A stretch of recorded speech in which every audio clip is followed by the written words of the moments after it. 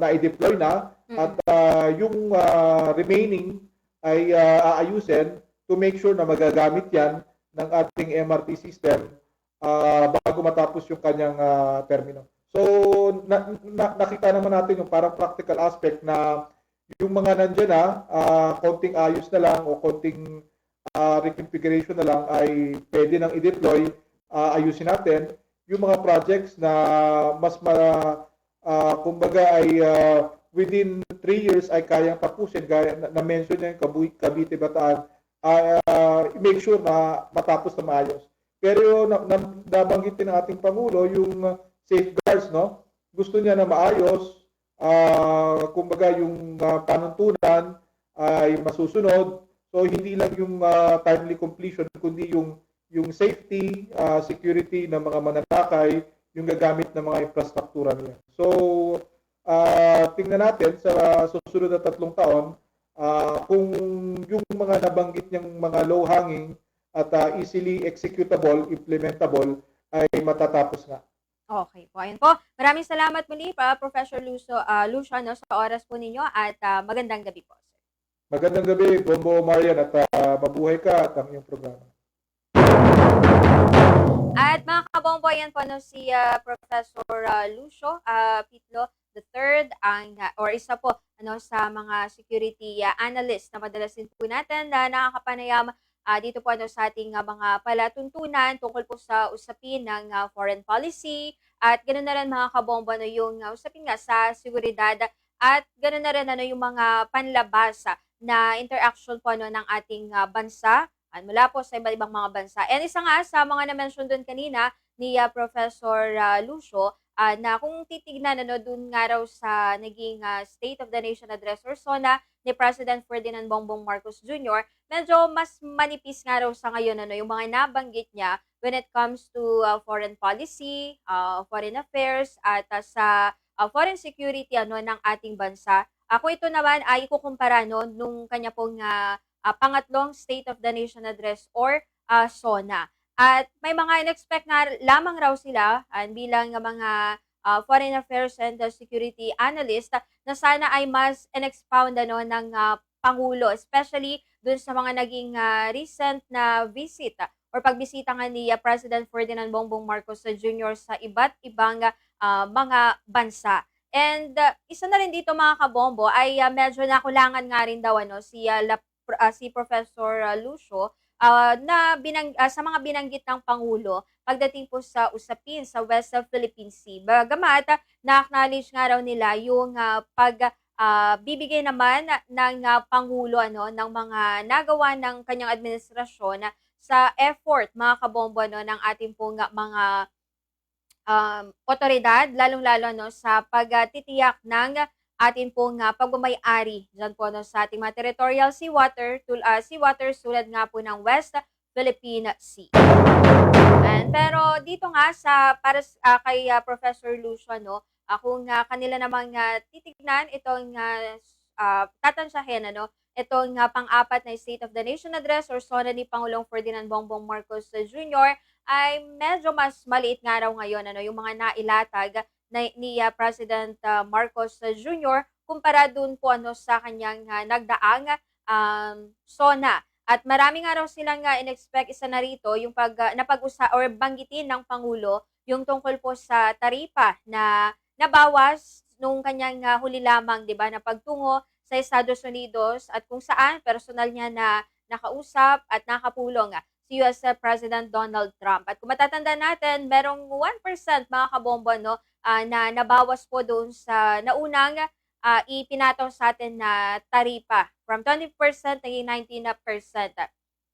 Hindi man ganun ka-significant ayon po ano, kay Professor Lucio kasi in comparison nga raw po ano, sa ibang mga foreign countries, lalong-lalo mga kaparehas natin na nandito po sa Asia, medyo mas konti ano, yung naging negosasyon ni Pangulong Ferdinand Bongbong Marcos Jr. na maibawas sa taripa natin. Kasi kumpara nga raw sa ibang mga bansa, napababa nila ng 5%, 7%, 10%, pero sa atin, katiting lang talaga, no, 1%. Kumbaga, ayon nga kay Professor Lucio, parang pinagbigyan lamang na din siguro si Pangulong Ferdinand Bongbong Marcos Jr.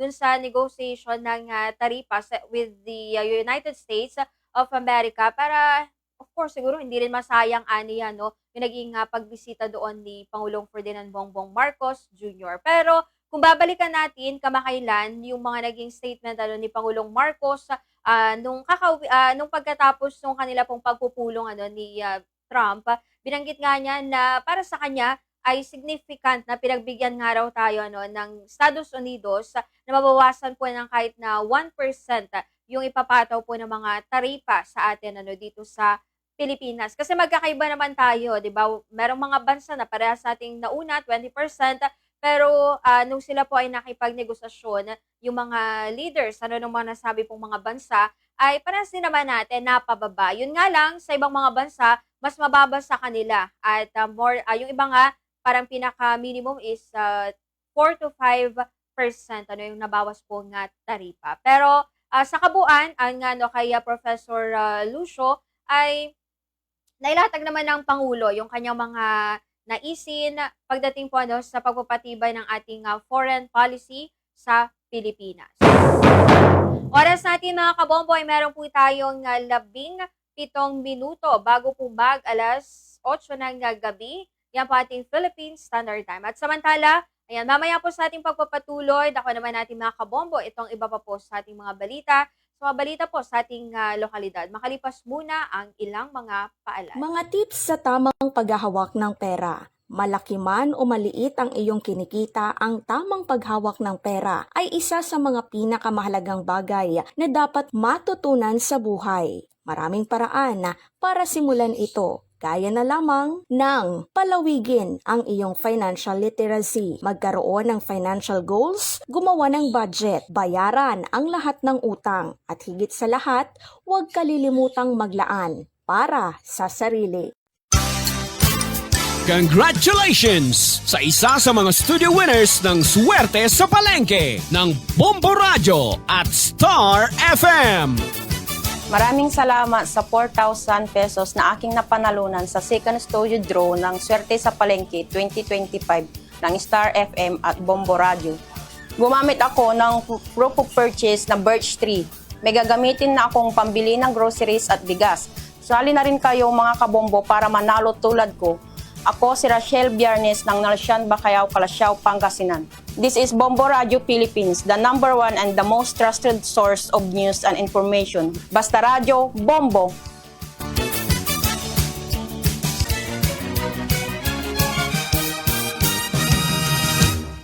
Mahalaga ang pagiging magalang sa mga seniors o nakatataas sa trabaho, kaya ay dapat laging pakinggan at irespeto ang mga ideya o suhestyon ng mga senior kahit na may mga pagkakataong hindi ka sang-ayon. Iwasang makipagtalo o magbigay ng opinyon ng hindi maayos. Kung kinakailangan ng feedback, ay magbigay ng puna sa isang magalang na paraan at iwasan ang pagiging offensive o negatibo. Iwasan din ang magyabang o maging mapagmataas sa harap ng iyong mga senior. Ipakita ang pagpapahalaga sa kanilang karanasan at pagiging handang matuto mula sa kanila. Mga negatibong epekto sa pagpapakalat ng fake news.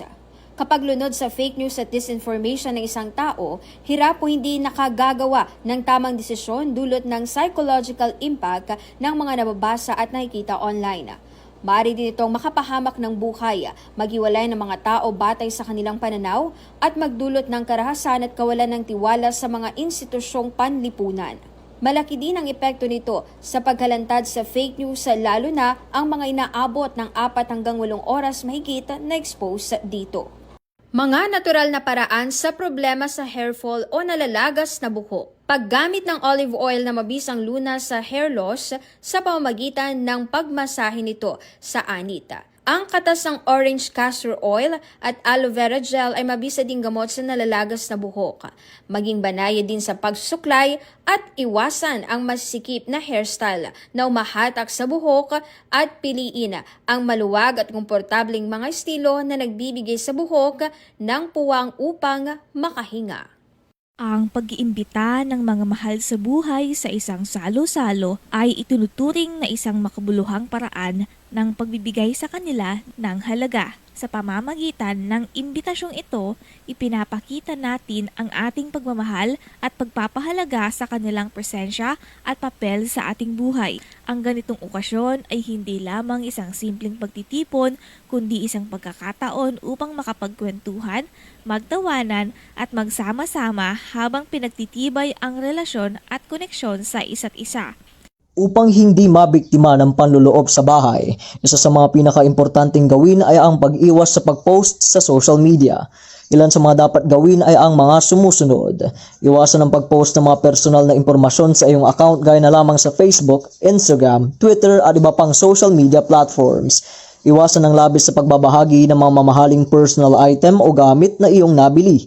Ugaliin ang pag-monitor ng iyong expenses o gastos at sikaping huwag ibahagi ang iyong financial status sa social media. Maging maingat sa pag-add at pagtanggap ng social media friends at followers. Maging mapagmatsyag sa cyberspace. Suriing mabuti maging ang iyong mga pinopost at pati ang iyong mga nababasa at napapanood. Maging maalam, maingat at ligtas. Iyan ang ilang mga paalala mula sa Bombo Radio Philippines. Ang law of attraction ay ang kagustuhang gawing makatotohanan o realidad ang hinahangad mo sa buhay. Isa itong prinsipyo upang mag-materialize pa ang isang bagay na nais mong makamtan. Mahalagang malinaw mong na-visualize ang bagay na gusto at saka mo ito papaniwalaan ang makakamtan mo sa buhay. At magsisilbi itong motibasyon mo upang unti-unti mo ito makuha. Ano ang maaari mong gawin kung ikaw ay nakararanas ng pang-aabuso, victimization o pagiging biktima o krimen ng pagkamuhi? Una, makipag-usap sa mga taong iyong pinagkakatiwalaan. Pangalawa, alamin ang iyong mga karapatan. Pangatlo, pag-report ng pang-aabuso o krimen.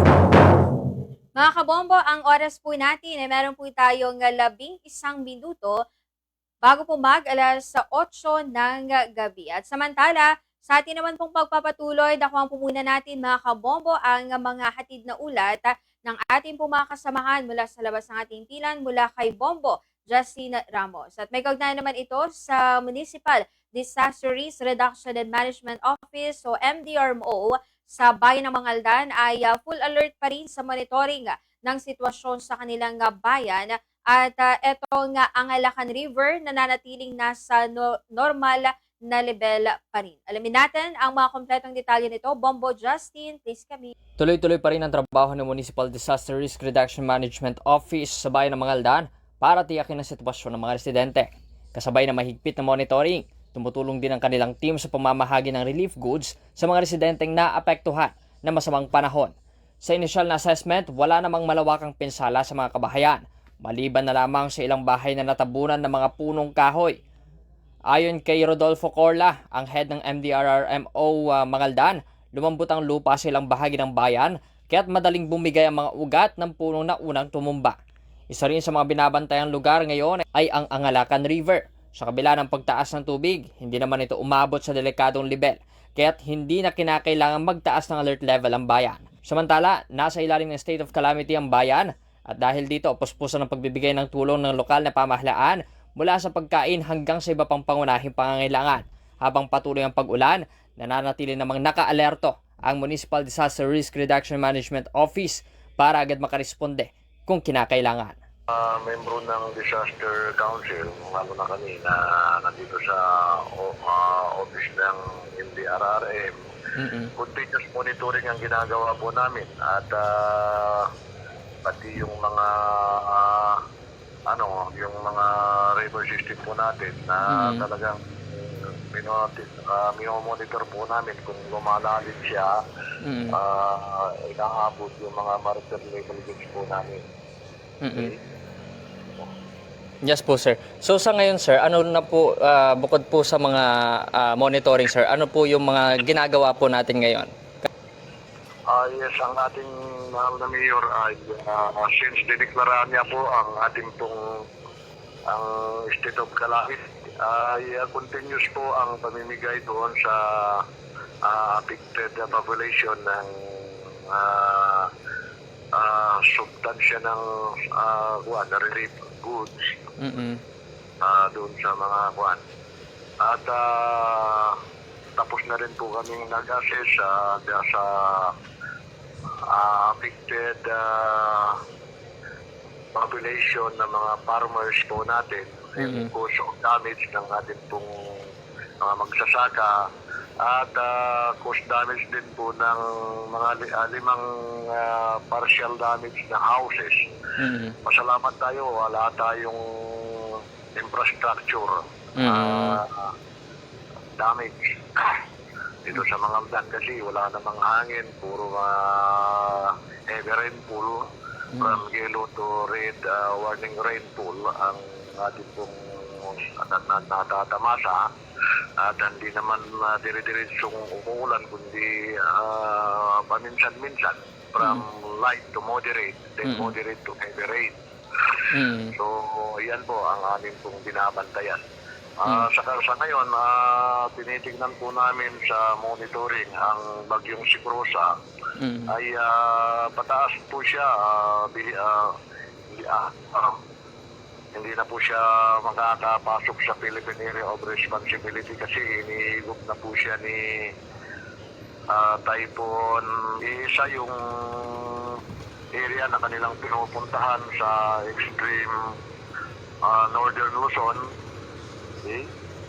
Mula kay Crising, kay Dante, then si Imong, tapos ngayon si Cruza, papunta rin yan. So yan po.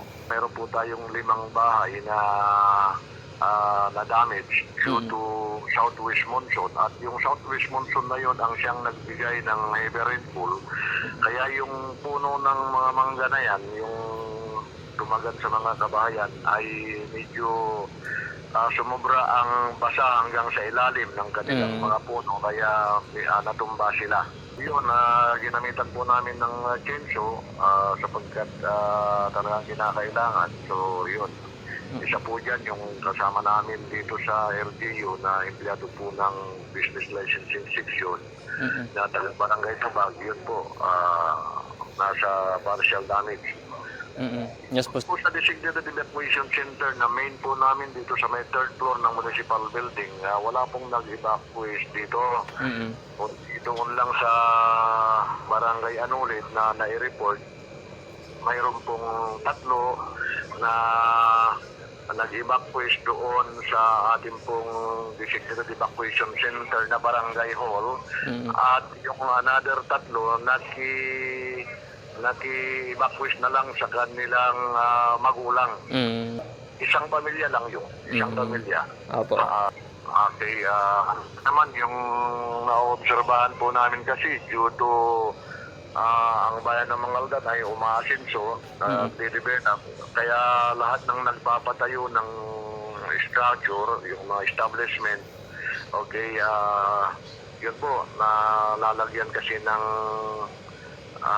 Pangasinan, Taguer, nasasaraan, iraramay dugan, agusan na danom, ganyan ay stagnan. Okay? Actually, hindi naman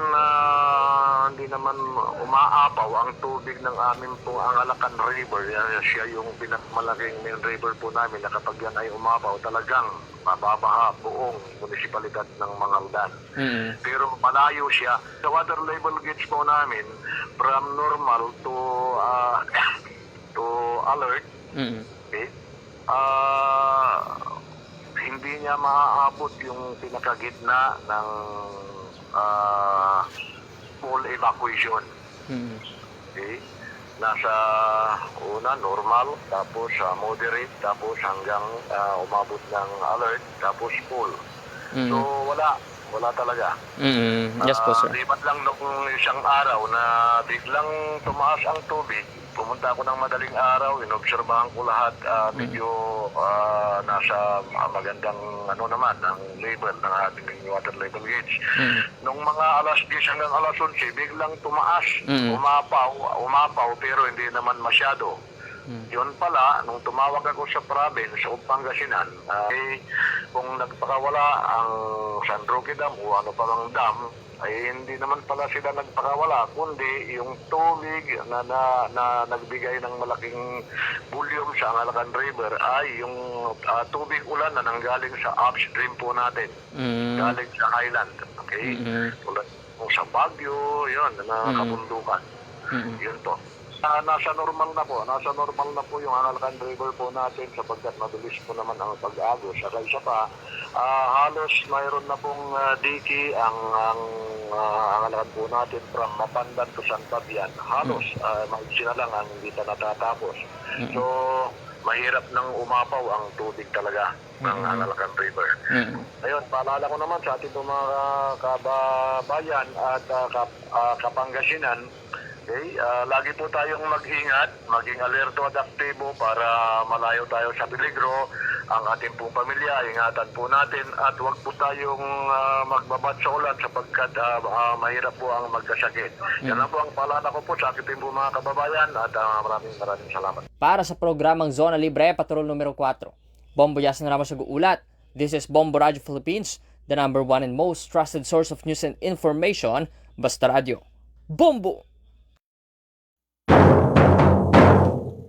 Oras natin mga kabombo ay meron po tayong 2 minuto bago po mag-alas 8 ng gabi. At maraming salamat sa pag-uulat nating kasamahan na si Bombo Justin. Sa mga sitwasyon naman din dyan po sa bayan ng Mangaldan, yan, na isa nga rin sa mga bayan po sa atin sa probinsya ng Pangasinan na kamakailan nagdeklara na isa ilalim po yung kanilang bayan sa state of calamity dahil nga rin po sa malawakang epekto ng mga naranasan po natin ng mga magkakasunod nga na bagyo na tumama sa atin dito sa lalawigan ng Pangasinan at makalapit pa po natin na mga probinsya. At samantala mga kabombo, speaking of etong mga naging epekto nga sa ating pong lalawigan ng mga kamakailang bagyo, dahil hanggang sa ngayon marami pa rin pong mga LGUs ang hindi po nagre-resume or nagbabalik eskwela yung mga estudyante matapos yung halos 1 linggo din na wala po silang pasok or nagsuspende ng mga klase. Dahil itong araw, muli naglabas ng ilan po mga LGUs ng suspension po ng mga klase at kabilang po rito ang mga bayan, mga kabombo ng Mangaldan, Santa Barbara, ganoon na rin ang mga bayan po ng Lingayen, Binmali, Calasiao, at mga bayan po ng Urbistondo, mga Taram, Aguilar. At yung mga bayan na yan, mga kabombo at syudad, ay yung pagdedeklara po nila ng walang pasok ay sa all levels, public at mga pribadong mga paaralan. Sa may western part naman ng ating lalawigan, nagdeklara na din ng suspension of classes ang mga bayan po ng Sual, Burgos, bayan ng Bani, bayan ng Bulinaw, Anda at lungsod naman ng Alaminos. So yan yung ilan po sa mga local government units or mga LGUs na nag-suspende po or nag-anunsyo ng suspension of classes nga nitong araw.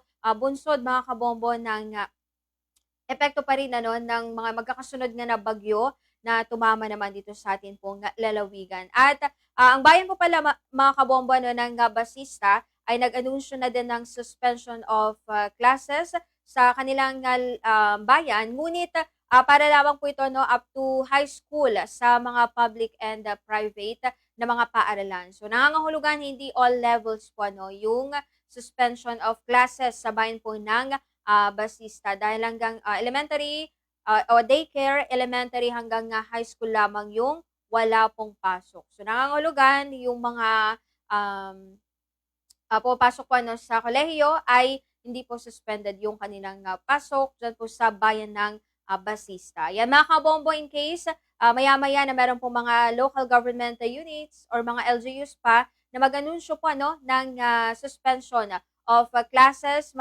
or yan man po ay face-to-face classes or totally suspended yung mga klase. And dahil nung last week, di ba, talagang totally suspend po ng klase lahat po ng halos lahat ng mga paaralan dito sa ating lalawigan in all levels. Kasi 'di ba dati before po nitong pagpasok ng sunod-sunod na bagyo, pag nagsususpend ng klase, 'di ba, nakalagay doon, naka-specify kung ang suspended lamang po ay yung face-to-face classes. So kapag yung face-to-face classes lang kasi yung suspended, ibig sabihin, ayan, pwede pa rin i-apply yung iba pong mga modes of learning tulad ng modular, blended, or etong iba't iba pang mga modes of learning na ini-implement or ipinapatupad ng iba't iba pong mga paaralan. Pero recently, lahat po sinuspend. Ibig sabihin, wala ding walang modes of learning na in-implement dahil batid din siguro ng mga paaralan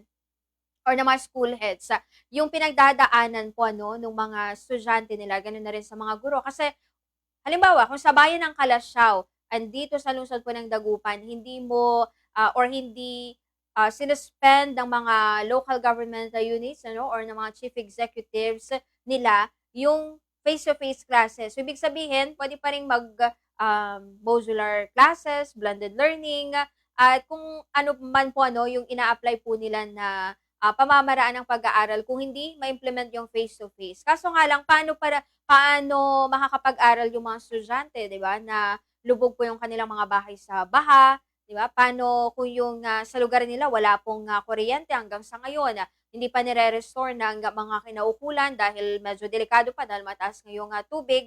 Yan. So siguro malaking parte din 'yun na naging consideration po ng mga local government units na lahat na suspendihin face-to-face classes at iba pang mga modes of learning para nga maka-focus muna yung mga estudyante, ganoon na rin yung mga teachers at kanila pong mga magulang sa pagsasagawa po nitong mga pagsasalba ng kanilang mga gamit or pag-focus mga kabombo sa pag-recover dito po sa matinding naging epekto nga na magkakasunod po ng mga bagyo dito sa atin sa lalawigan po ng Pangasinan. Kasi isa pang factor dyan mga kabombo, yung mga paaralan na ginagamit sa ngayon bilang mga evacuation center. And kasi di ba per bayan naman meron po talaga silang mga particular na mga evacuation centers na malalaki or malawak po yung sakop, 'di ba? Ng mga paaralan na apektado po or yung mga paaralan na affected nitong mga magkakasunod na mga naranasan nating epekto ng bagyo. Pero dahil nga sa nagkapunuan yung mga malalaking evacuation na centers sa iba't ibang mga bayan, kaya yung mga ibang paaralan ginamit, 'di ba? Or ginagamit hanggang sa ngayon bilang mga evacuation center. So, paano ka nga din naman 'di ba makakapag-implement ng back to school or face-to-face classes, 'di ba? Kung yung mga estudyante ay nandoon po kung yung mga paaralan na supposedly gagamitin ng mga estudyante sa pag-aaral, nandun pa sa ngayon, 'di ba? Yung mga evacuees na eto hindi natin minamasama kasi eto naman din talaga yung kadalasan 'di ba na backup or solusyon ng mga LGUs kapag punuan na yung mga malalaking evacuation centers. Kaya malaking bagay din talaga na yung mga local government units nilalaanan po ng pondo yung para po sa pagtatayo ng mga sarili nilang or kung ng mga karagdagan ng mga evacuation centers bukod lamang doon sa mga school or bukod sa mga paaralan kasi ayun nga nalilimitahan kadalasan yung pagpasok na or pagbabalik eskwela na sana ng mga estudyante kasi di pa sila makapagbalik eskwela kasi alangan naman 'di ba napapaalisin po yung mga evacuees sa loob ng mga evacuation centers or etong mga paaralan na ginagamit po bilang mga lugar kung saan inilalagay nga or nananatili muna temporarily yung mga inilikas dahil po sa epekto ng matinding pagbaha sa Pangasinan. At samantala mga kabombo, 5 minuto po makalipas itong 8:00 ng gabi. Yan po ating Philippine Standard Time. At samantala po, sa mga oras muna na ito, ayan, tayo po ay magkakaroon po ng panayam sa ngayon. Wala naman po tayo dun sa labor sector. At atin pong kunin yung kanilang mga reaksyon dito sa katatapos nga na State of the Nation Address o ika-4 po na sona ni Pangulong Marcos Jr. Pero bago yan, ayun nga, nasa linya po natin si Sir Julius Kenglet mula po sa Federation of Free Workers. Magandang gabi po sa inyo, Sir Ju. Welcome po sa ating program si Bombo Marian po ito. Good evening po sa inyo, sir. Good evening po, Bombo Marian, at siyempre po sa ating mga suking taga-pakinig dito sa Bombo Radio. Medyo maulan na gabi pa rin Alam natin galing tayo sa maraming pagbaha pero magandang gabi pa rin po sa atin. Ayun po, at maulan na gabi pa rin nga po, ano, Sir Jules. So, ayan po, eto, nais na nga natin kayong ngayon, hingan po, ano, siguro post so na reaction sa nakatatapos nga lang po kanina. Unang-una, yung mga initial siguro ano na mga reaksyon na Sir Jules dito sa katatapos po na SONA. Of course, kung atin pong pag-uusapan ano itong pagtalakay ng Pangulo sa mga concern of course sa sektor po ng paggawa sa labor po. Well, ang banggit talaga ng aming mga kasapi at mga kapwa manggagawa, kumbaga, thumbs down o zero yung gradong kanilang binibigay sa ating SONA sa taong ito dahil alam naman natin, nagka-meeting tayo noong 19th Congress, hindi sa pinandagdag sahod at living wage, and yet, wala muli tayo narinig dito sa SONA ni Pangulong Bongbong Marcos. Sayang yung pagkakataon. Bakit ko nasabing sayang? Kasi ibinigay niya na yung condition simula ng kanyang talumpati, sinabi niya na meron tayong growth, meron tayong pag-unlad, pero hindi raw nakaka-impact sa mga ordinaryong mamamayan. Baga hindi nag-trickle down or it doesn't go down to the good or the better lives of workers and the community. So sayang yung opportunity kasi doon na sana na inugnay na merong inequality. Dahil habang meron pang mayaman, na lalong yumayaman dahil sa kanila napupunta, yung sinasabing growth, hindi nakakasabay yung mga may nagawa. Ang sagot sana dyan, yung dagdag sahod. So, we miss on the opportunity to mention the national legislated wage increase that after 36 years, sana ay nagawa nila towards a living wage. Yun sana yung kadugtong na hindi na ginawa sa kanyang talumpati. Kaya kung nalulungkot ang maraming manggagawa natin, dahil sayang po yung opportunity and hindi na nakikabit sa living wage. Siyempre, wala siyang mention sa pagwawakas sa Indo, wala rin po siyang mention. Kapansin-pansin, walang mention sa trade union and human rights, no? Especially sa Hospital ng Human Rights. Hinihintay nga natin na iyabang niya na napakulong niya na si President Duterte sa pamamagitan ng ICC pero walang mention about the Dutertes, even the impeachment of the Vice President. And the most na meron siyang pag-mention siguro yung kinongratulate si CP and Pichik Torre sa kanyang panalo sa boxing kahapon.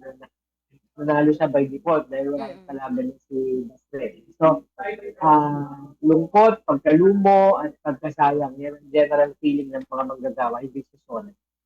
Okay po. So, para bang ano ito, Sir Jules, disappointed but not surprised sa inyo po sa labor sector? Opo, kasi alam natin, finish na yun ng living wage or ng national legislative wage discussion nung pong nakaraang Hunyo. Pero hanggang sa last minute ay nakahanap ng paraan para hindi siya ituloy. At mismo si Pangulo na iniisip na ng mga dahilan kung paano niya ibibito kung sakaling na ipasok.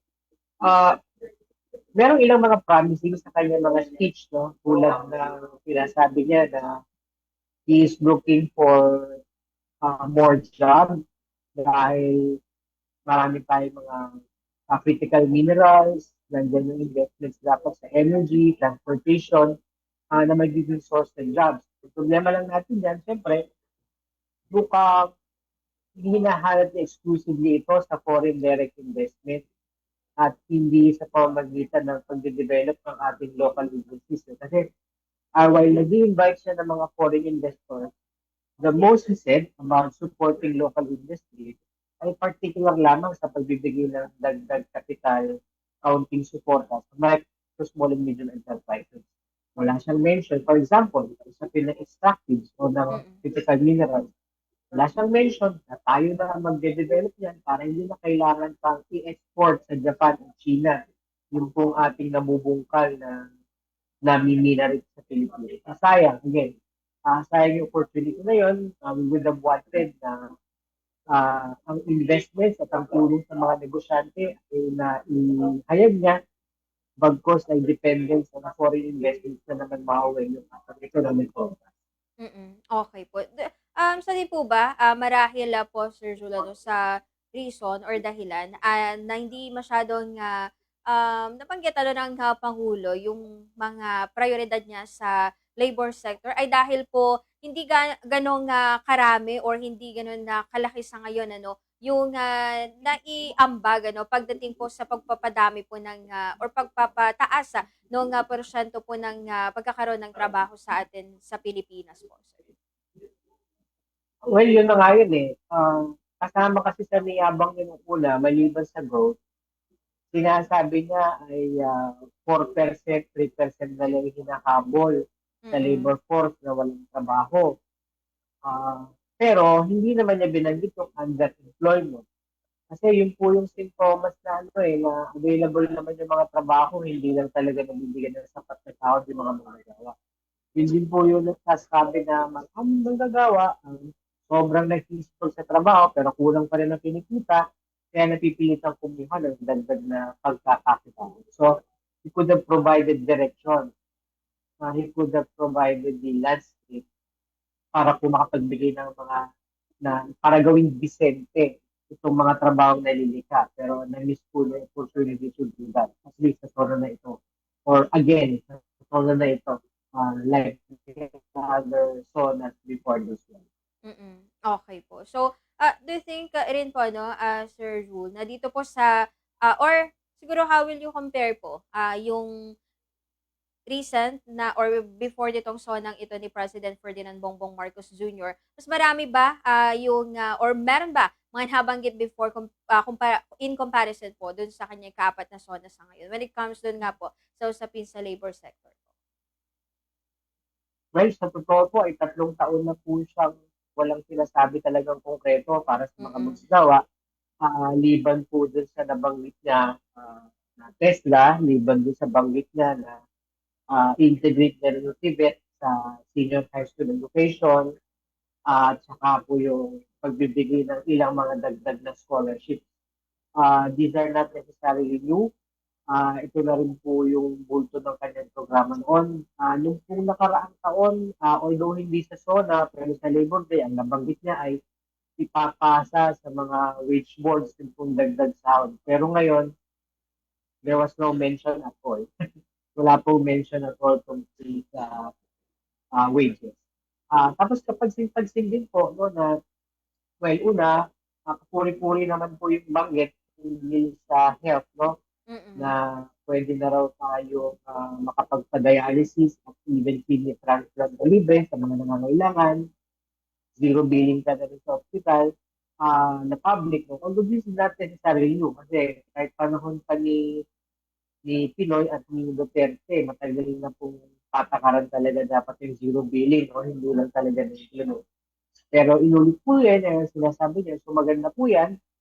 Dapat nga lang, hindi rin po niya sinagan yung usapin ng PhilHealth. Remember, through the committee on, through the Secretary of Finance, kinuana ng pera ang PhilHealth para dalhin sa gobyerno.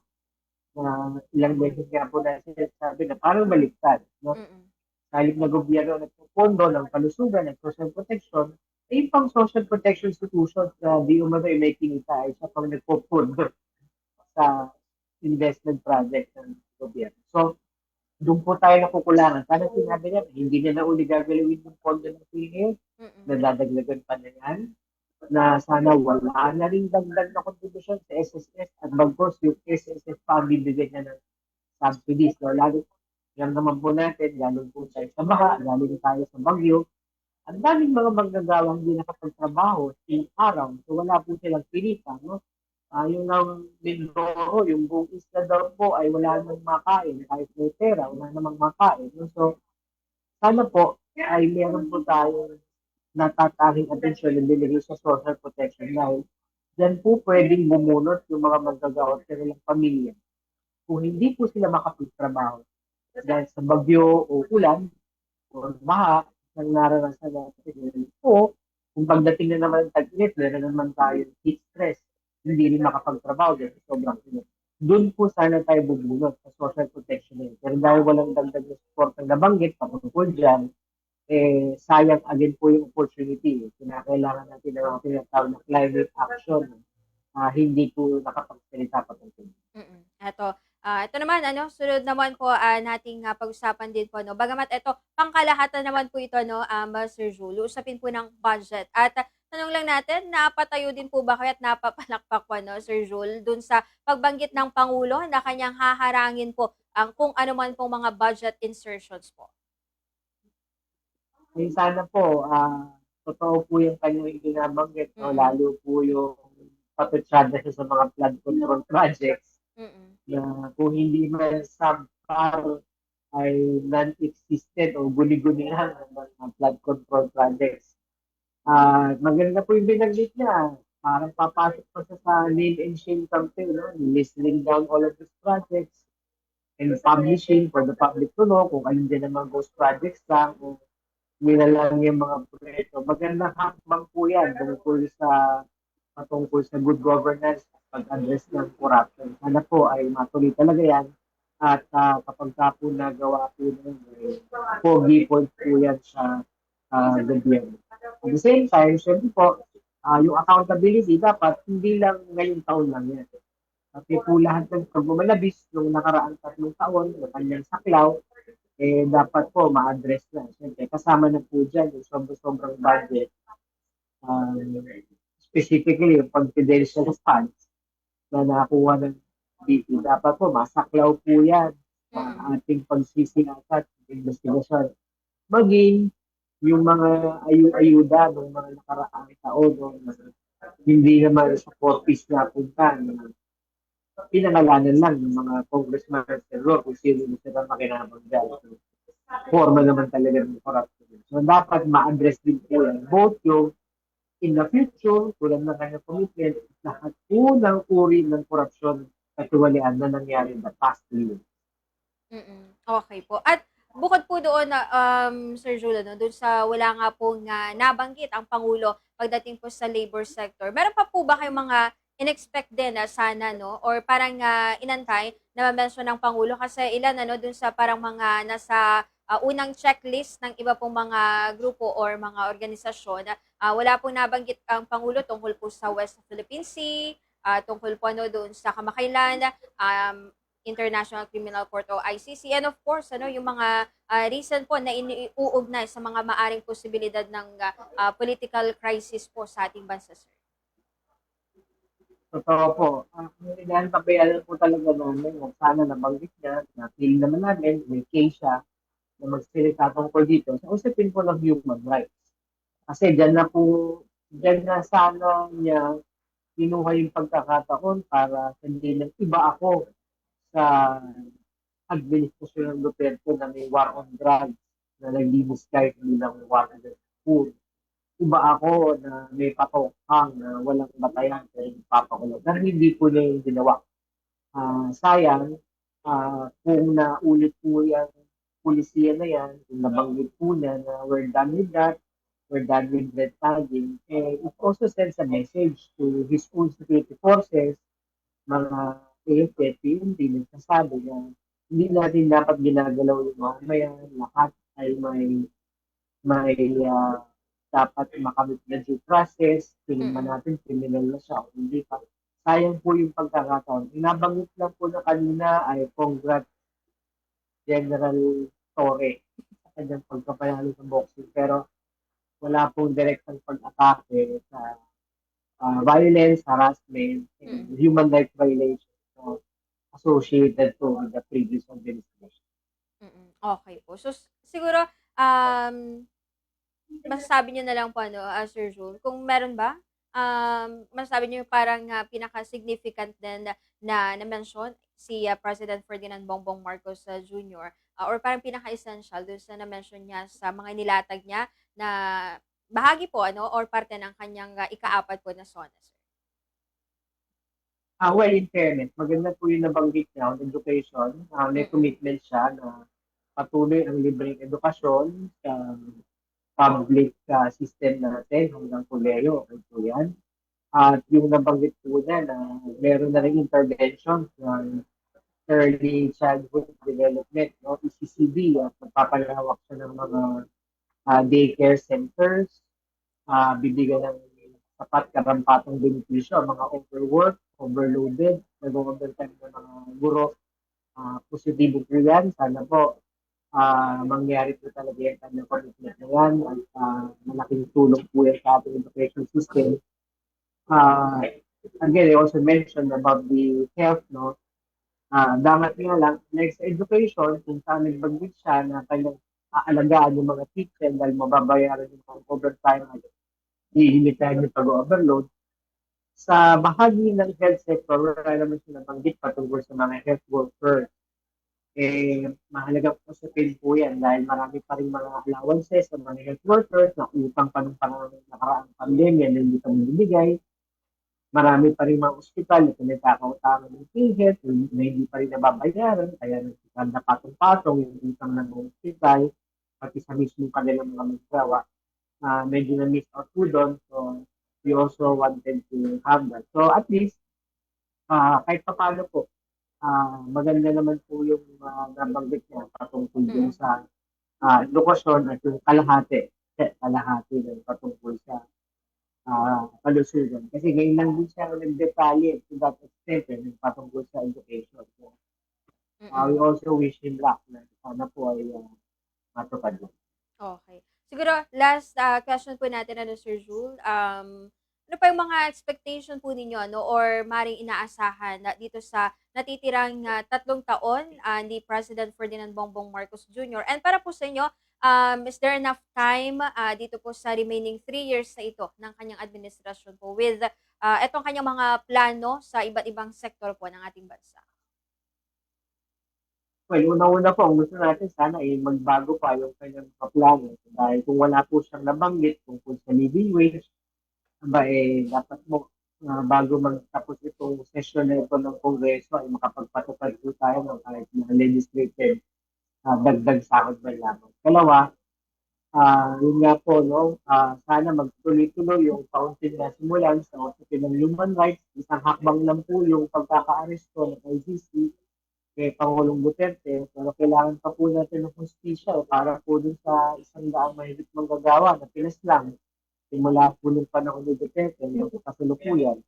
Kinakailangan pa po natin na maging malaya yung mga manggagawa sa pagtatag ng union na hindi sila dapat pinahihirapan, tinatanggal sa trabaho kapag kasahirap sa ng union. Bagkos kinikilala na ito ay kanilang karapatan na protektado din ng institusyon. So, kung ito po ay magbibigyan ng pansin ng gobyerno, simula na naman po sila, meron po tayong EO23 Interagency Committee na nangangasiwa sa Freedom of Association, karapatang mag-union. Kung maseryoso po ito yung trabaho nito at maglilikha ng mga patakaran na makatutulong sa pagtataguyod ng karapatan at kagawin ng paggawa, susuportahan po natin. Okay po. Yun po. Thank you po let's sa oras ninyo, Sir Jules. And good evening po sa inyo, sir. Good evening, Bombong Mario. Muli po, salamat po sa ating mga kabombo. Thank you po, sir.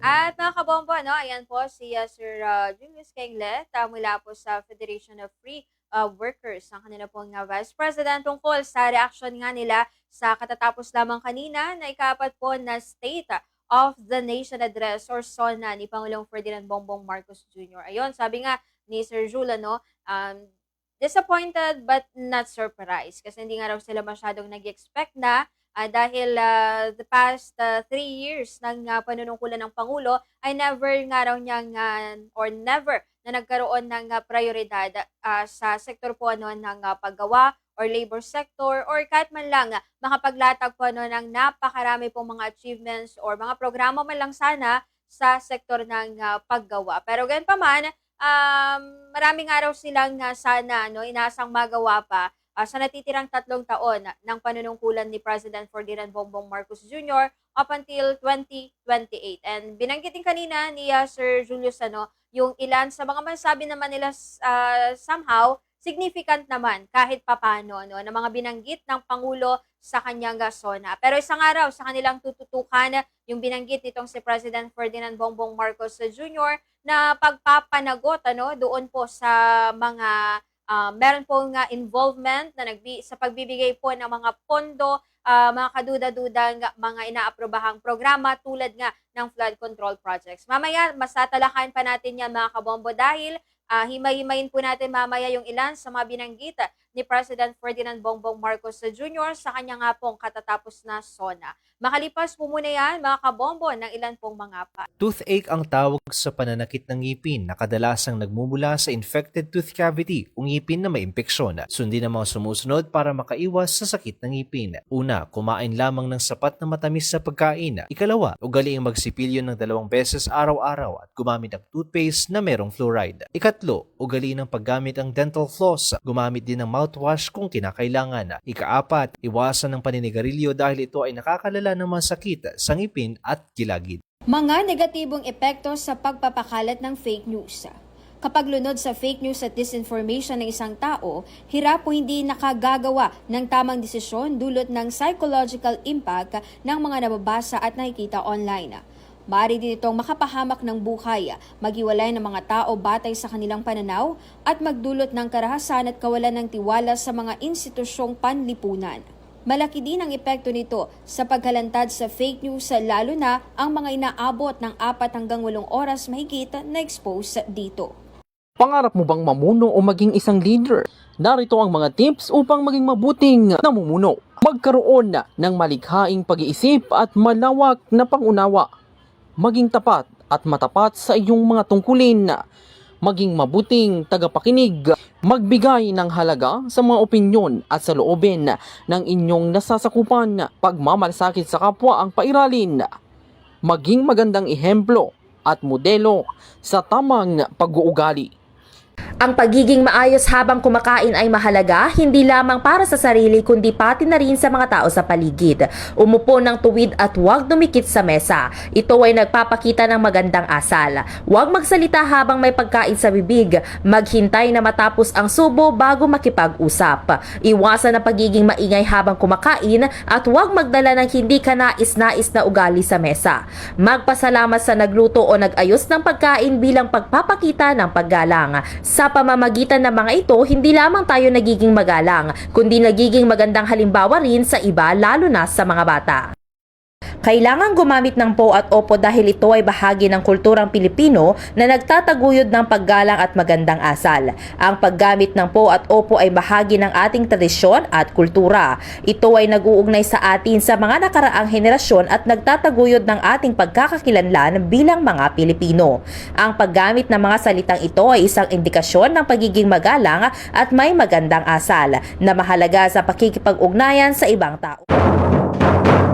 Mga kabombo, ang oras na po natin ay 29 na minuto makalipas itong alas 8 ng gabi. Samantala, sa ating pong pagpapatuloy, dako naman natin itong mga dagdag na ulat mula po sa ating mga kasamahan sa labas ng ating himpilan mula kay Bombo ni Risa Ventura. At ito naman, 33 pamilya nakabalik na sa kanilang mga tahanan matapos ang baha sa bayan ng Calasiao. At libo-libo pang mga apektado patuloy naman na binibigyan ng tulong ng lokal na pamahalaan. Alamin natin ang kompletong detalye nito sa ulat ni Bombo Neri. Bombo Neri, please come in.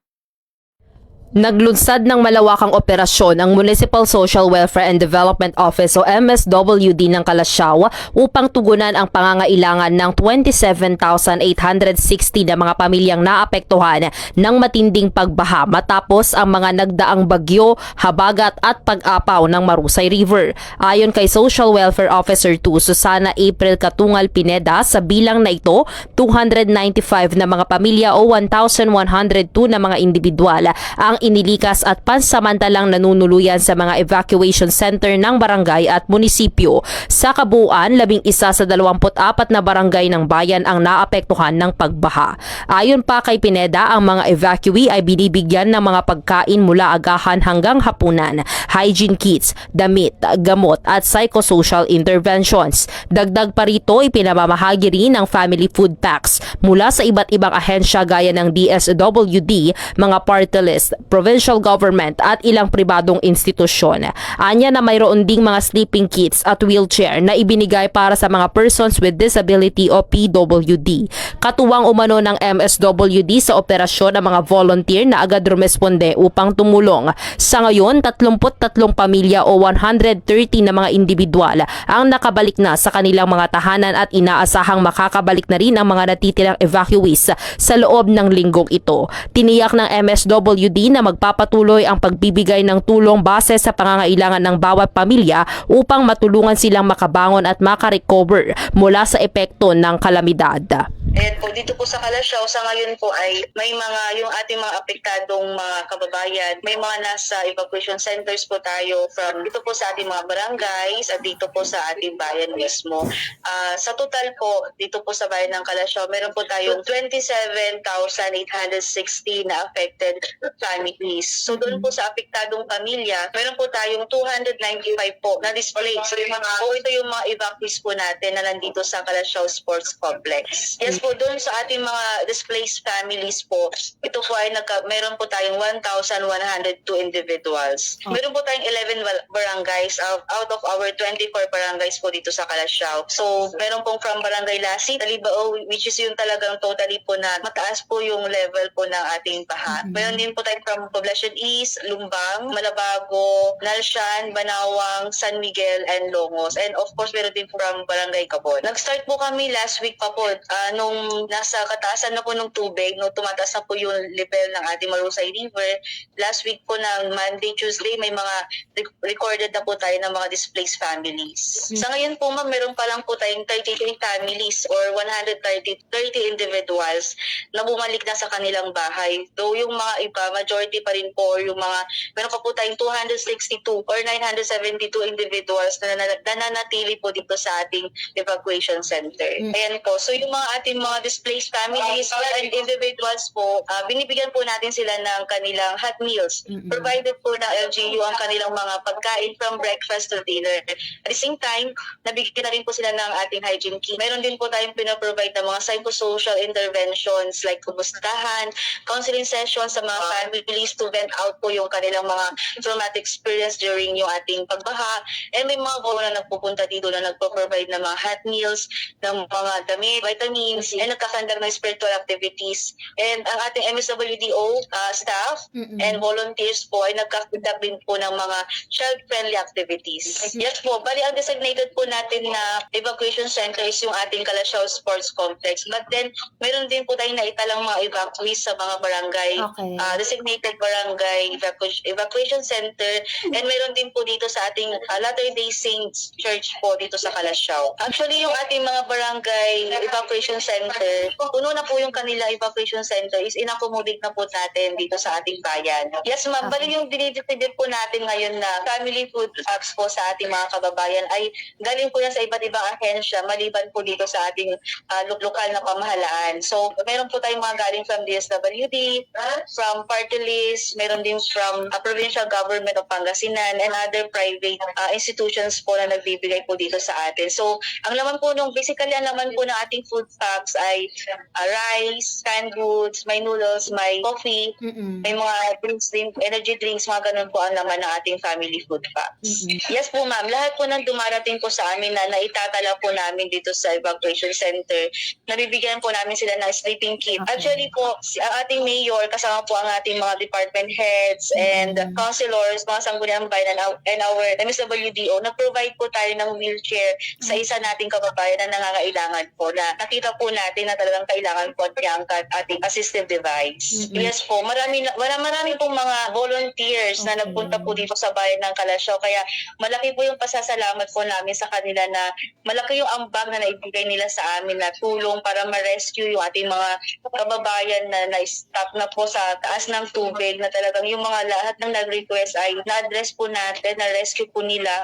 Malaking tulong po ito para hindi po tayo, kumbaga hindi po malagay sa alanganin yung buhay buhay ng ating mga kababayan. Sa ngayon po ay nag-subside na naman na po yung ating tubig dito sa sa sentro po ng ating bayan. Though sa ating mga barangays, may mga matataas pa rin po yung level ng baha. We are expecting po na within this week po ay makapag-prepare na po sila na makabalik sa kanilang mga tahanan. Ang ating lokal na pamahalaan naman po ay magbibigay pa rin po ng tulong kung ano po yung nakikita natin na pangangailangan po nila para makarecover po doon sa kanilang sa mga nangyari po sa kanila ditong nagdaang baha.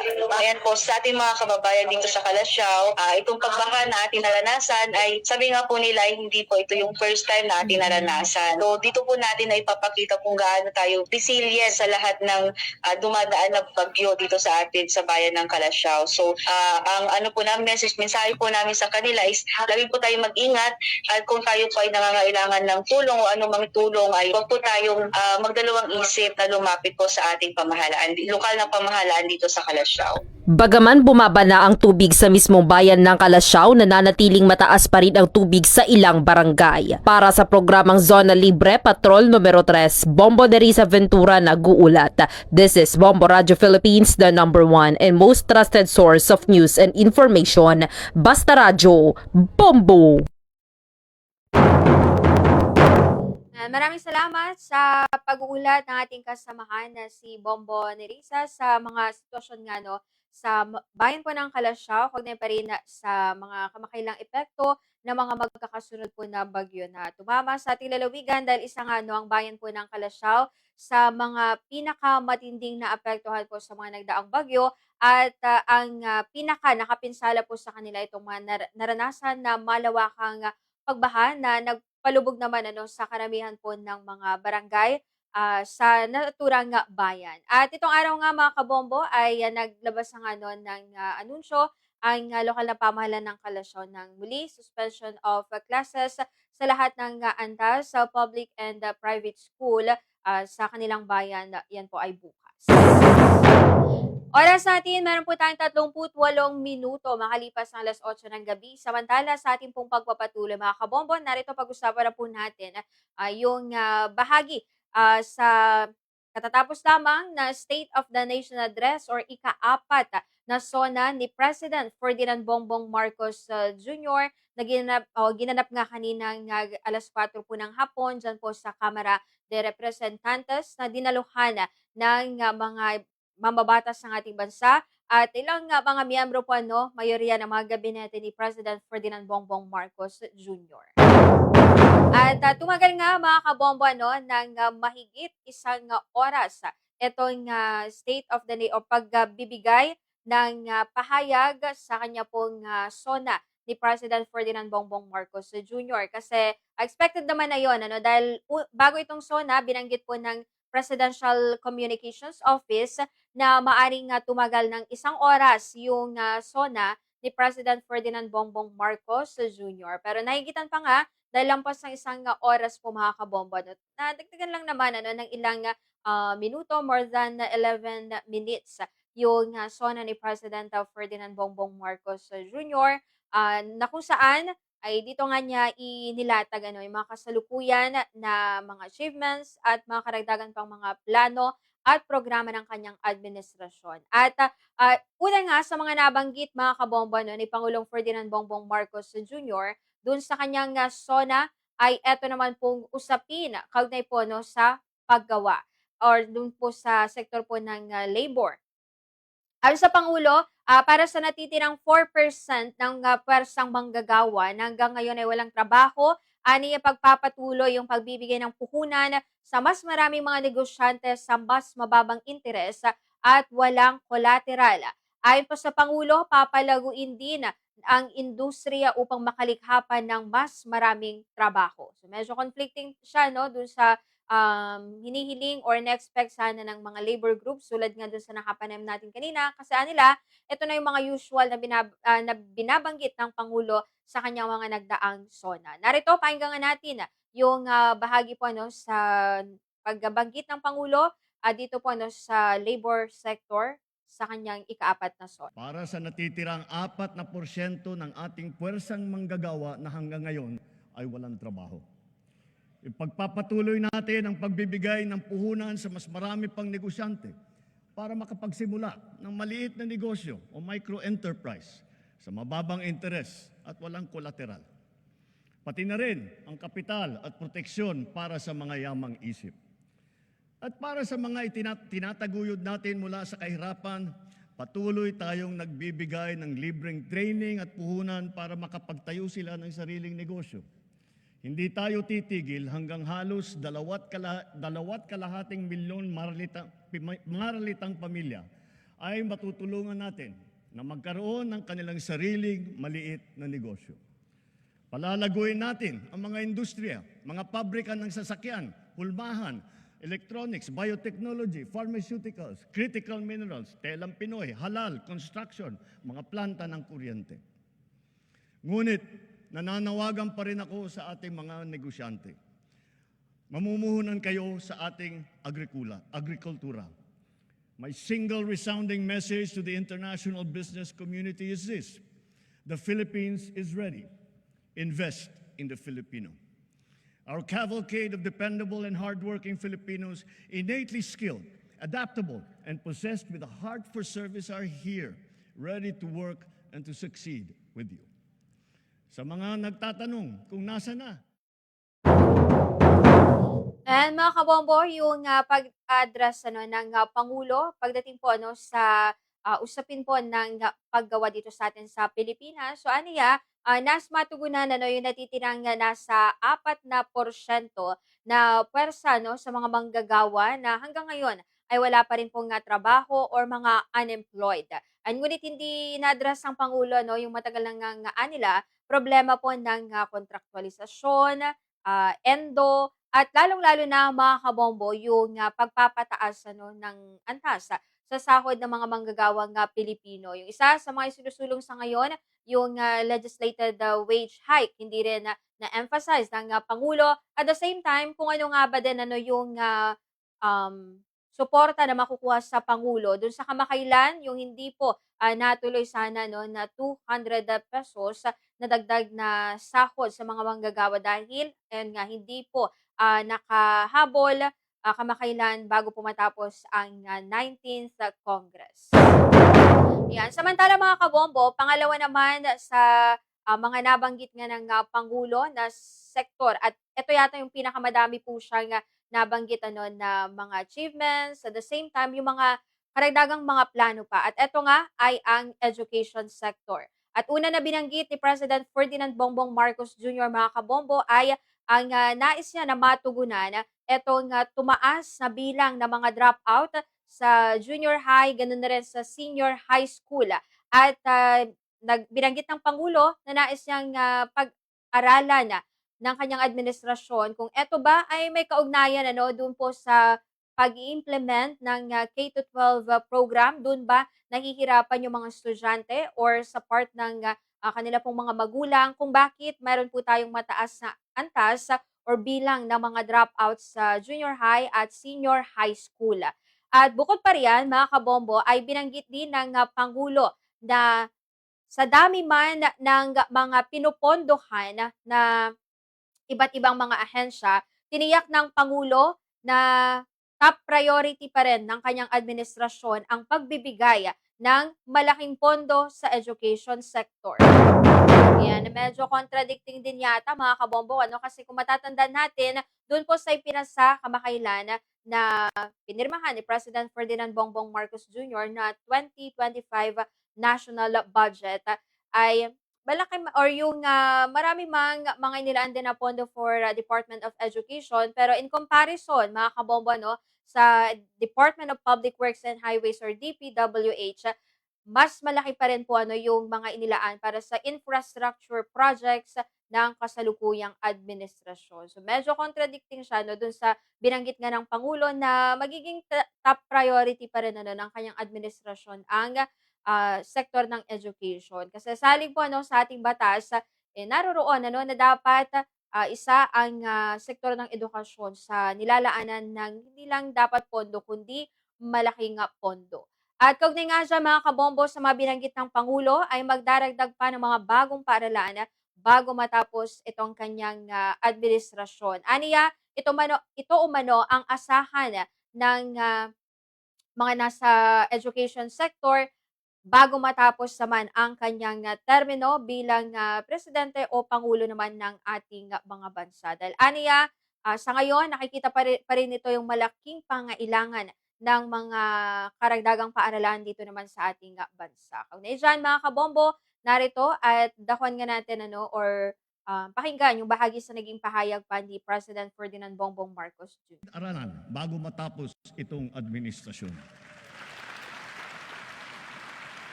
Maglalaan tayo ng sapat na pondo para rito. Alang-alang sa mga ating mag-aaral, hihilingin ko ang buong suporta ng ating Kongreso.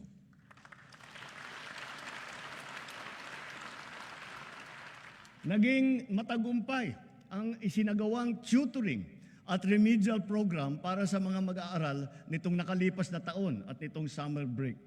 Palalawakin pa natin ito. At maraming salamat sa mga guro at lalo na sa mga ate at kuya na nag-volunteer na tinulungan ang mga maliliit para mas maganda ang resulta nila sa kanilang eskwela. Ayan, mga kabombo, nabanggit nga roon ni Pangulong Ferdinand Bongbong Marcos Jr. Na dun sa target po ng mga karagdagang paaralan ay nasa mahigit 2,000 o higit pa ang mabubuksan sa susunod na 1 o 2 taon. At dagdag pa niya, madadagdagan pa ito hanggang sa pagtatapos ng kanyang administrasyon nang hindi bababa sa 40,000 na mga silid-aralan o classroom bago matapos yung kanyang administrasyon dahil aniya paglalaanan ito ng sapat na pondo. Sana nga mga kabombo kasi nakita natin lalo nitong mga nagdaang kalamidad and kung gaano kadami pa rin yung kakulangan ng classroom or mga paaralan sa ating bansa, especially 'di ba doon po sa mga lugar na malalayo para sa mga estudyante yung kanilang pangpapasukan na kinakailangan pa nilang tumawid po ng mga ilog, tumawid sa mga bundok, 'di ba? Para lamang po makarating doon sa kanila pong mga classroom or sa pinapasukan nilang paaralan at ganun din dun sa mga pinagdadaanan po ng mga teachers dahil nga sa kakulangan ng mga classroom. At lalong-lalo na yung mga paaralan na, 'di ba, meron pa rin hanggang sa ngayon yung pinagko-combine nila yung mga estudyante nila sa isang classroom kahit na magkaiba po sila ng antas. Halimbawa, grade 2 at grade 3 pagsasamahin sa isa pong classroom pero yung teacher iisa lang din, 'di ba? At pero magkaiba yung lesson na tinuturo, 'di ba? So paano makakapag-focus yung mga estudyante sa kanila pong mga lesson or aralin, 'di ba? Kung nasa isang classroom sila, nakasama po yung iba pong mga grade level or yung iba pong mga nasa ibang antas. Samantala isa rin sa binanggit ni President Ferdinand Bongbong Marcos Jr. na pinalakpakan ng ilan po or nung mga nasa loob po ng Kamara de Representantes kanina ay yung pagbibigay ng free medical check-up sa mga teachers, sa mga kaguruan sa ating bansa. Narito nga, yung dagdag pa po na pahayag ni President Ferdinand Bongbong Marcos Jr. sa usapin sa education. Binbin mula pa noong 1990.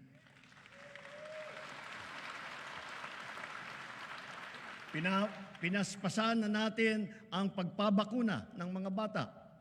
Sa DOH, kumpletuhin na natin ang bakuna para matapos na sa lalong madaling panahon na kumpleto na lahat ng ating mga anak ay nabakunahan na. Sa ilalim naman ng bagong lunsad na Yakap Caravan, matitignan na ang kondisyon ng kalusugan hindi lamang ng mga mag-aaral, kung hindi pati na ang mga guro. Mabibigyan sila ng libreng medical check-up, libreng lab test tulad ng cancer screening at libre na gamot.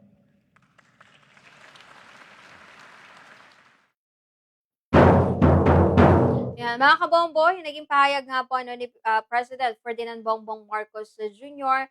Pagdating po dun sa plano na ipatupad na free medical check-up sa mga teachers o sa mga guro. Sana kasali din dito mga kabombo yung para din sa mental check-up sa mga teachers dahil hindi lang naman din mga estudyante, 'di ba, yung nakakaranas yung mga usaping emotional or mental, sana kasali nga rin yun. At yun din yung binanggit kanina sa mga initial reviews ng ilan pong mga teachers, group or organization. Samantala, binanggit din ni President Ferdinand Bongbong Marcos Jr. Etong nais niya na maipatupad na zero billing sa mga accredited Department of Health or DOH government hospital.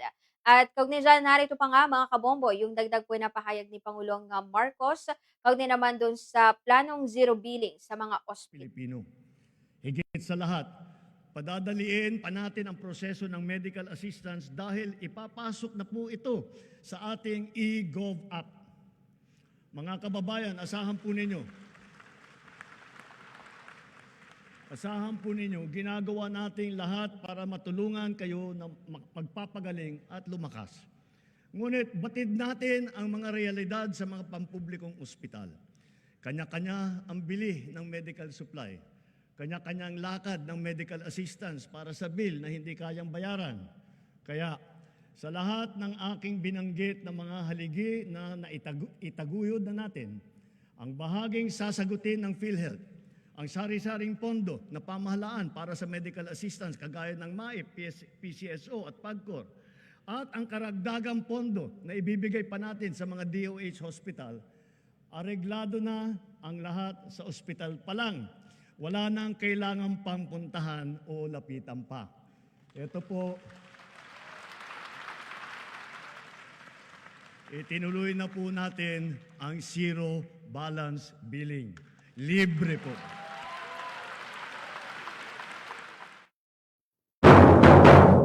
At mga kabombo, ayan nga yung naging pahayag ni Pangulong Ferdinand Bongbong Marcos Jr.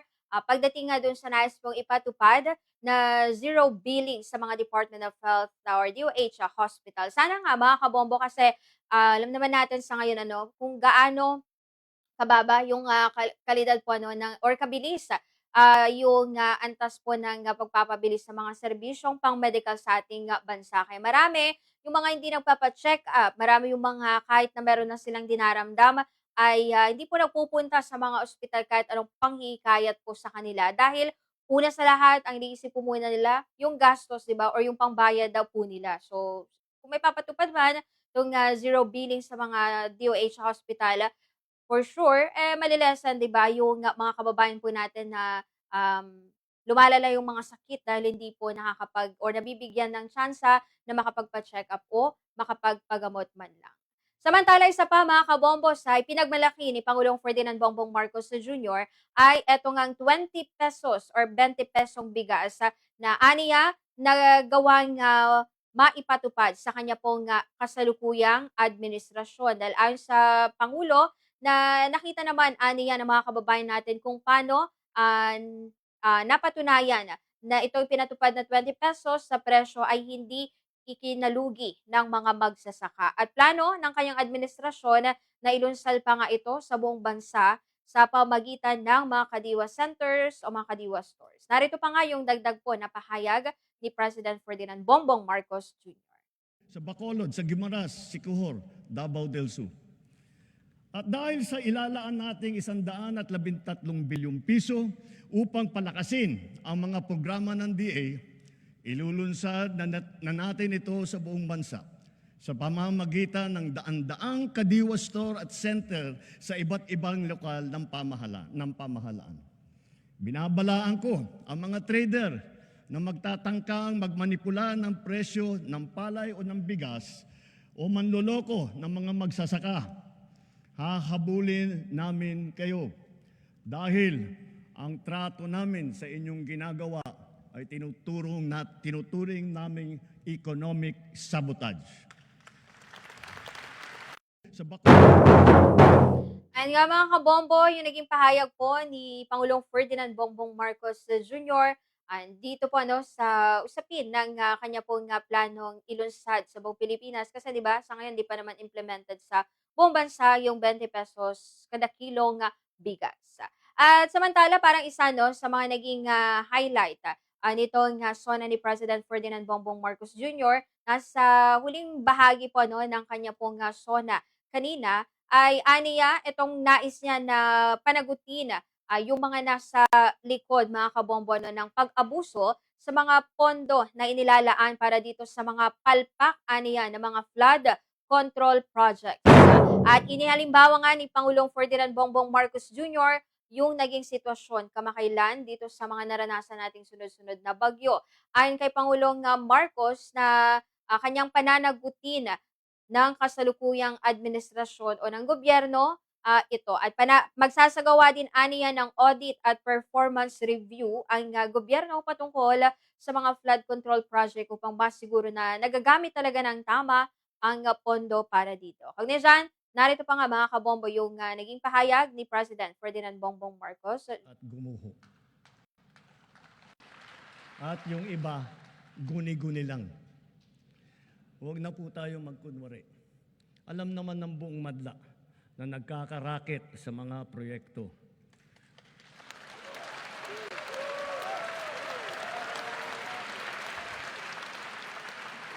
Mga kickback, mga initiative, errata, SOP, for the boys.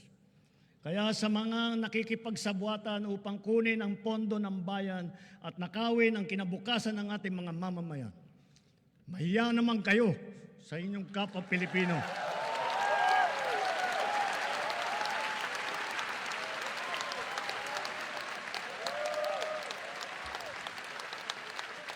Mahiya naman kayo sa mga kabahayan nating naanod o nalubog sa mga pagbaha. Mahiya naman kayo, lalo sa mga anak natin na magmamana sa mga utang na ginawa ninyo nang binulsan nyo lang ang pera.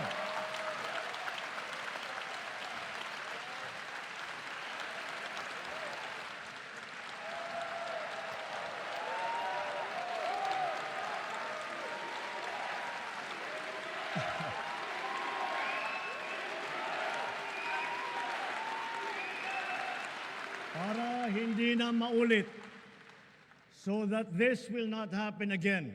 First, the DPWH will immediately submit to me a list of all flood control projects from every region that were started or completed in the last 3 years.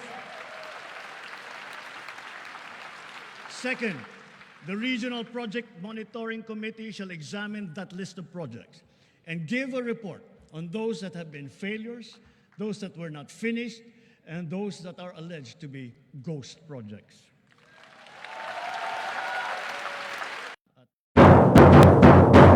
Mga kabombo, yung naging pahayag nga no, ni Pangulong Ferdinand Bongbong Marcos Jr. Sa aniya, pagpapanagot nga doon po sa mga kasabwat, ganoon na rin ano, sa mga politiko na ginagamit po ano, itong mga flood control project of funds, hindi para isagawa po yung mga proyekto, kundi ibulsa ang mga ito. At tingnan natin ano, kung magmamaterialize nga no, yung binanggit ng Pangulo na pagsasagawa ng audit at performance. Pero sana lahat-lahat ito ano, hindi lang doon sa mga bagong flood control projects kasi ang dami pong mga natenga na ng mga flood control projects mula sa iba't ibang mga probinsya, sa iba't ibang mga lokal na pamahalaan na kita naman natin, 'di ba? Sa tingin natin kung meron lang sana or galing mismo sa o kay Pangulong Ferdinand Bongbong Marcos Jr. kung hindi sana guni-guni, 'di ba? Or kung hindi sana invisible itong mga flood control projects na ito, baka na-lessen, 'di ba? Or nabawasan yung mga na-experience or naranasan nating mga pagbaha sa iba't ibang panig po ng ating bansa, lalo recently yung mga apektado nga po ng pagbaha.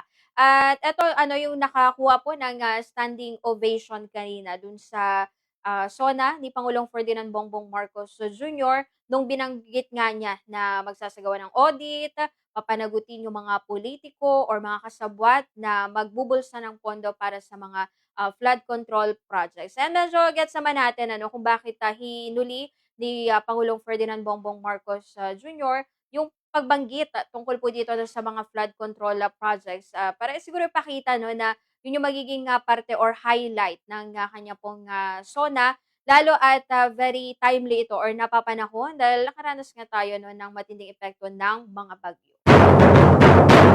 At mga kabombo, no, yung ayon po sa PNP, naging matagumpay naman at maayos at mapayapa yung sinagawa pong SONA nitong araw ni President Ferdinand Bongbong Marcos Jr. Walang naitalang mga untoward incidents at itong mga threat or banta sa buhay ng Pangulo sa pagsasagawa ng ikaapat na State of the Nation Address o SONA ni President Ferdinand Bongbong Marcos Jr. Mga kabombo, ang oras po natin ay ganap na po ang 9 ng gabi at wala na po tayong nalalabing oras dito po sa ating programa. At mga kabombo, muli na po tayong magkasama sa susunod na edisyon ng ating programang Zona Libre. At nakasama natin na nagatid ng balita ating mga kasamahan sina Bombo Justin Ramos at si Bombo Nerissa Ventura. Ito naman si Bombo Marian Esmeralda. And this is Bombo Radio Philippines, the #1 and most trusted source of news and information. Basta Radyo, Bombo! Mga tips sa tamang paghahawak ng pera. Malaki man o maliit ang iyong kinikita, ang tamang paghawak ng pera ay isa sa mga pinakamahalagang bagay na dapat matutunan sa buhay. Maraming paraan para simulan ito. Kaya na lamang ng palawigin ang iyong financial literacy, magkaroon ng financial goals, gumawa ng budget, bayaran ang lahat ng utang, at higit sa lahat, huwag kalilimutang maglaan para sa sarili. Congratulations sa isa sa mga studio winners ng Swerte sa Palengke ng Bombo Radio at Star FM. Maraming salamat sa 4,000 pesos na aking napanalunan sa second studio draw ng Swerte sa Palengke 2025 ng Star FM at Bombo Radio. Gumamit ako ng proof of purchase na Birch Tree. May gagamitin na akong pambili ng groceries at bigas. Sali na rin kayo mga kabombo para manalo tulad ko. Ako si Rachel Biernes ng Nalsyan, Bacayao, Calasiao, Pangasinan. This is Bombo Radio Philippines, the #1 and the most trusted source of news and information. Basta Radio, Bombo!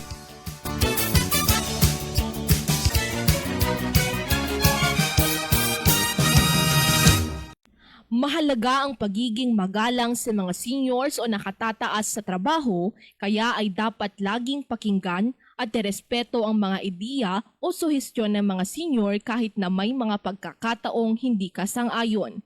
Iwasang makipagtalo o magbigay ng opinyon ng hindi maayos. Kung kinakailangan ng feedback, ay magbigay ng puna sa isang magalang na paraan at iwasan ang pagiging offensive o negatibo. Iwasan din ang magyabang o maging mapagmataas sa harap ng iyong mga senior. Ipakita ang pagpapahalaga sa kanilang karanasan at pagiging handang matuto mula sa kanila. Mga negatibong epekto sa pagpapakalat ng fake news. Kapag lunod sa fake news at disinformation ng isang tao, hirap o hindi nakagagawa ng tamang desisyon dulot ng psychological impact ng mga nababasa at nakikita online.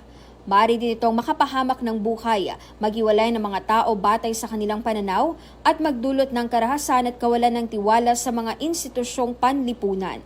Malaki din ang epekto nito sa pagkalantad sa fake news lalo na ang mga inaabot ng 4 hanggang 8 oras mahigit na expose dito.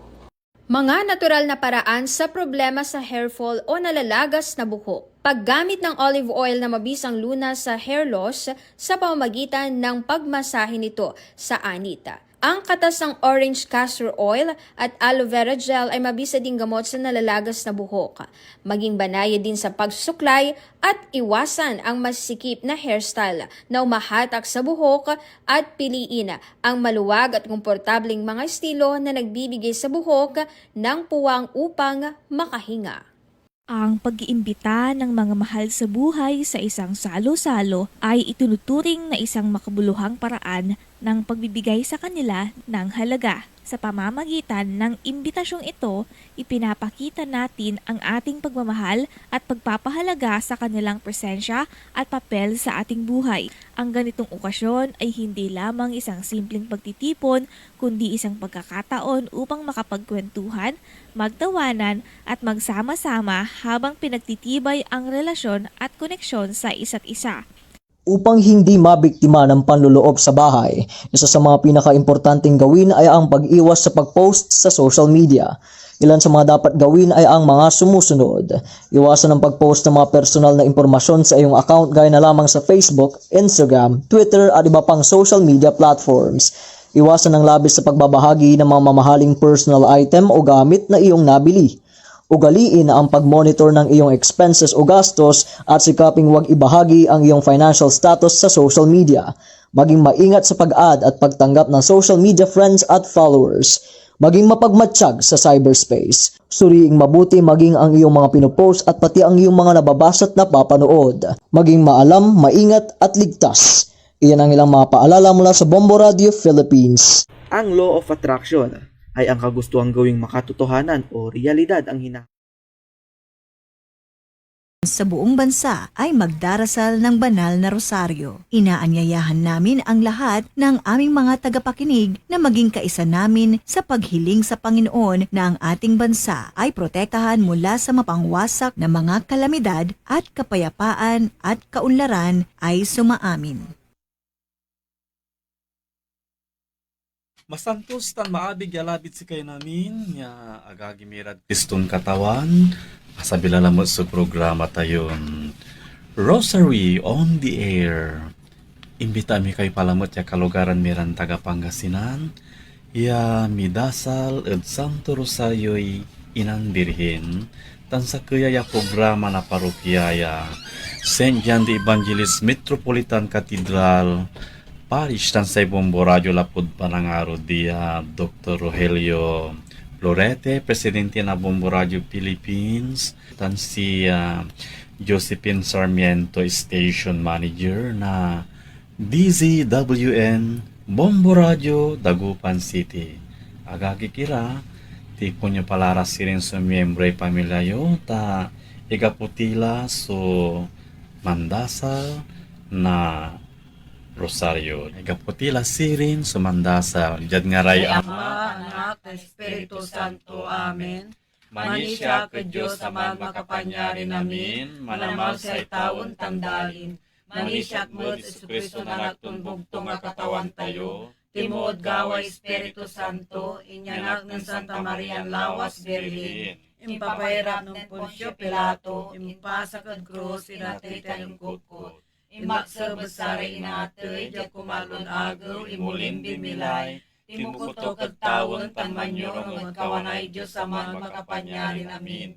Malapod man, uladyang maghukumad saray mabilay tan inatoy. Manisya kag Espiritu Santo, sisyan kumot sa Santa Iglesia Katolika, say pananamangantay sa santos, say panaman di kasalanan, say kiulit bilay lalaman, tan say bilayag na handi. Amen. Amamin wala kadtawon nagalang sungaran mo, kung sabid si kami panarian mo unaray linawam, jadalin unong tawon. Say kanan mi ninagawago, itermod si kami dagawaya, tan pandyan mo ray kasalanan mi, unong na panaman di mi kasalanan dahil kapang kasalanan at si kami, tanan mo kami itering na boli at tukso, ilaban mo kami ingad maugas. Amen. Ave Maria, napno kay grasya, say kataway walad sika, bendita kat biin namin, tan bendito'y bungay agasmon si Jesus. Santa Maria Rinay Diyos, pikas mo kami managkasalanan, natantaнаnin oras lay patimi. Amen. Ave Maria, napno kay grasya, say kataway walad sika, bendita kat biin namin, tan bendito'y bungay agasmon si Jesus. Santa Maria Rinay Diyos, pikas mo kami managkasalanan, natantaнаnin oras lay patimi. Amen. Ave Maria, napno kay grasya, say kataway walad sika, bendita kat biin namin, tan bendito'y bungay agasmon si Jesus. Santa Maria Rinay Diyos, pikas mo kami managkasalanan, natantaнаnin oras lay patimi. Amen. Nagalangsong aray Diyos sama Diyos Anak, kan Diyos Espiritu Santo. Unang aggapo natan tanlawa sa tandulan ando untan pakumon. Sare misteryo likot. Sa imunan misteryo likot sa pakapatid Birhen Maria. Amamin wala katawon nagalangsong aran mo. Unsabid si kami panarian mo, unurili nawam jadalin unang agtawon. Say kanan min inagawagaw itermod si kami dagawaya. Tan pandyan mo ray kasalanan mi, unong na panaman di mi kasalanan da kapang kasalanan at si kami. Talag mo kami iteryaw na buli at tuksoy, laba mo kami ingad maugas. Amen. Ave Maria, namno kay grasya, say kataway wala sika, bendita ka di namin, tam bendito ibong agusmon si Jesus. Santa Maria Ninay Diyos, pikasimo kami managkasalanan, natantanani no oras lay patimi. Amen. Ave Maria, namno kay grasya, say kataway walad sika, bendita ka di namin, tam bendito ibong agusmon si Jesus. Santa Maria Ninay Diyos, pikasimo kami managkasalanan, natantanani no oras lay patimi. Amen. Ave Maria, namno kay grasya, say kataway walad sika, bendita ka di namin, tam bendito ibong agusmon si Jesus. Santa Maria Ninay Diyos, pikasimo kami managkasalanan, natantanani no oras lay patimi. Amen. Ave Maria, namno kay grasya, say kataway walad sika, bendita ka di namin, tam bendito ibong agusmon si Jesus. Santa Maria Ninay Diyos, pikasimo kami managkasalanan, natantanani no oras lay patimi. Amen. Ave Maria, namno kay grasya, say kataway walad sika, bendita ka di namin, tam bendito ibong agusmon si Jesus. Santa Maria Ninay Diyos, pikasimo kami managkasalanan, natantanani no oras lay patimi. Amen. Ave Maria, namno kay grasya, say kataway walad sika, bendita ka di namin, tam bendito ibong agusmon si Jesus. Santa Maria Ninay Diyos, pikasimo kami managkasalanan, natantanani no oras lay patimi. Amen. Ave Maria, namno kay grasya, say kataway walad sika, bendita ka di namin, tam bendito ibong agusmon si Jesus. Santa Maria Ninay Diyos, pikasimo kami managkasalanan, natantanani no oras lay patimi. Amen. Ave Maria, namno kay grasya, say kataway walad sika, bendita ka di namin, tam bendito ibong agusmon si Jesus. Santa Maria Ninay Diyos, pikasimo kami managkasalanan,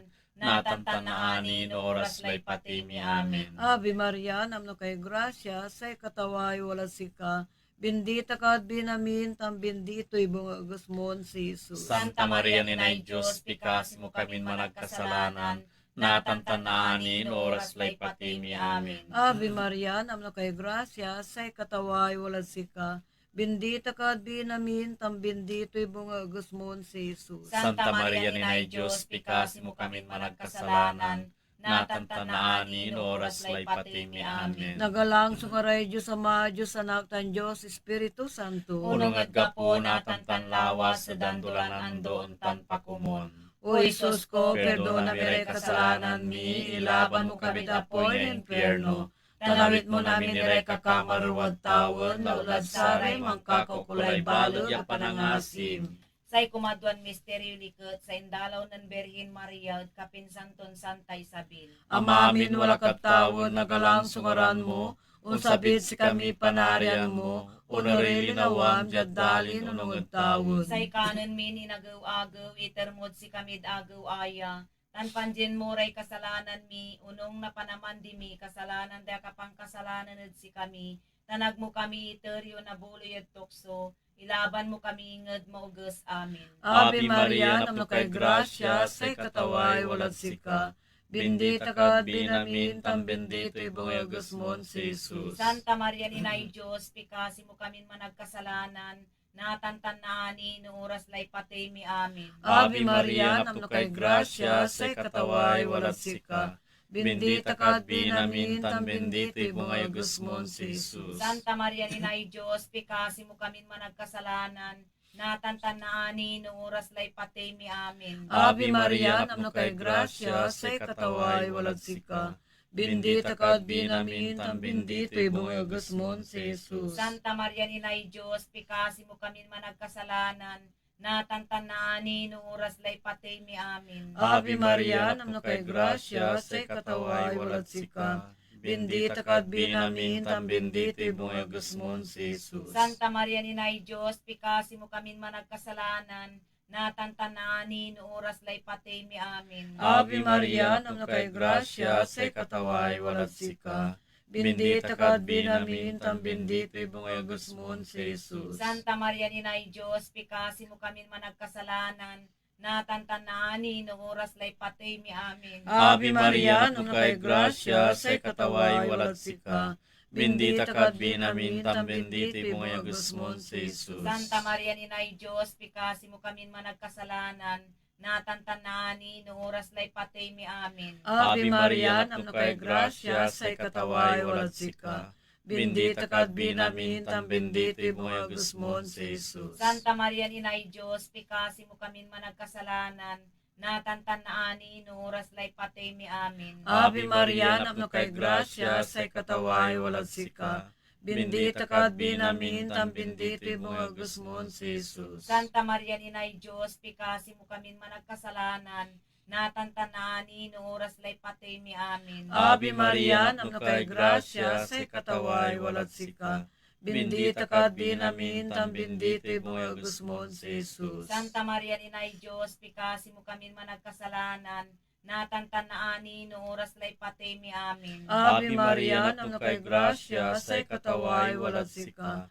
Bendita ka at binamin, tan bendito mga gusmon si Jesus. Nagalang Santa Maria, Inay Diyos, pikasi mo kami managkasalanan, natantanani, no oras lay patay mi amin. Nagalang sungaray Diyos Ama, Diyos Anak, tan Diyos Espiritu Santo. Unungad ka po, natantanlawas, dandulan andoon tan pakumun. O Jesus ko, perdona mi ray kasalanan mi, ilaba mo kami na po in imperno. Tanawid mo namin nire kakamaruwad tawon, no lansare mangkakukulay balog a panangasim. Say kumatlon misteryo liket say ingkianak ng Jesus at Bethlehem, amamin wala kadtaw nagalang sungaran mo, unsabid si kami panarian mo unaray linawam jadalin unungad tawon. Say kanan mi ninagawago, itarmot si kami dagawaya, tampanjil mo ray kasalanan mi, unong na panaman di mi, kasalanan dahil kapang kasalanan nun si kami, tala mo kami, terin na buloy tukso, ilaba mo kami ingad maugas amin. Ave Maria, napno kay grasya, say kataway walad sika,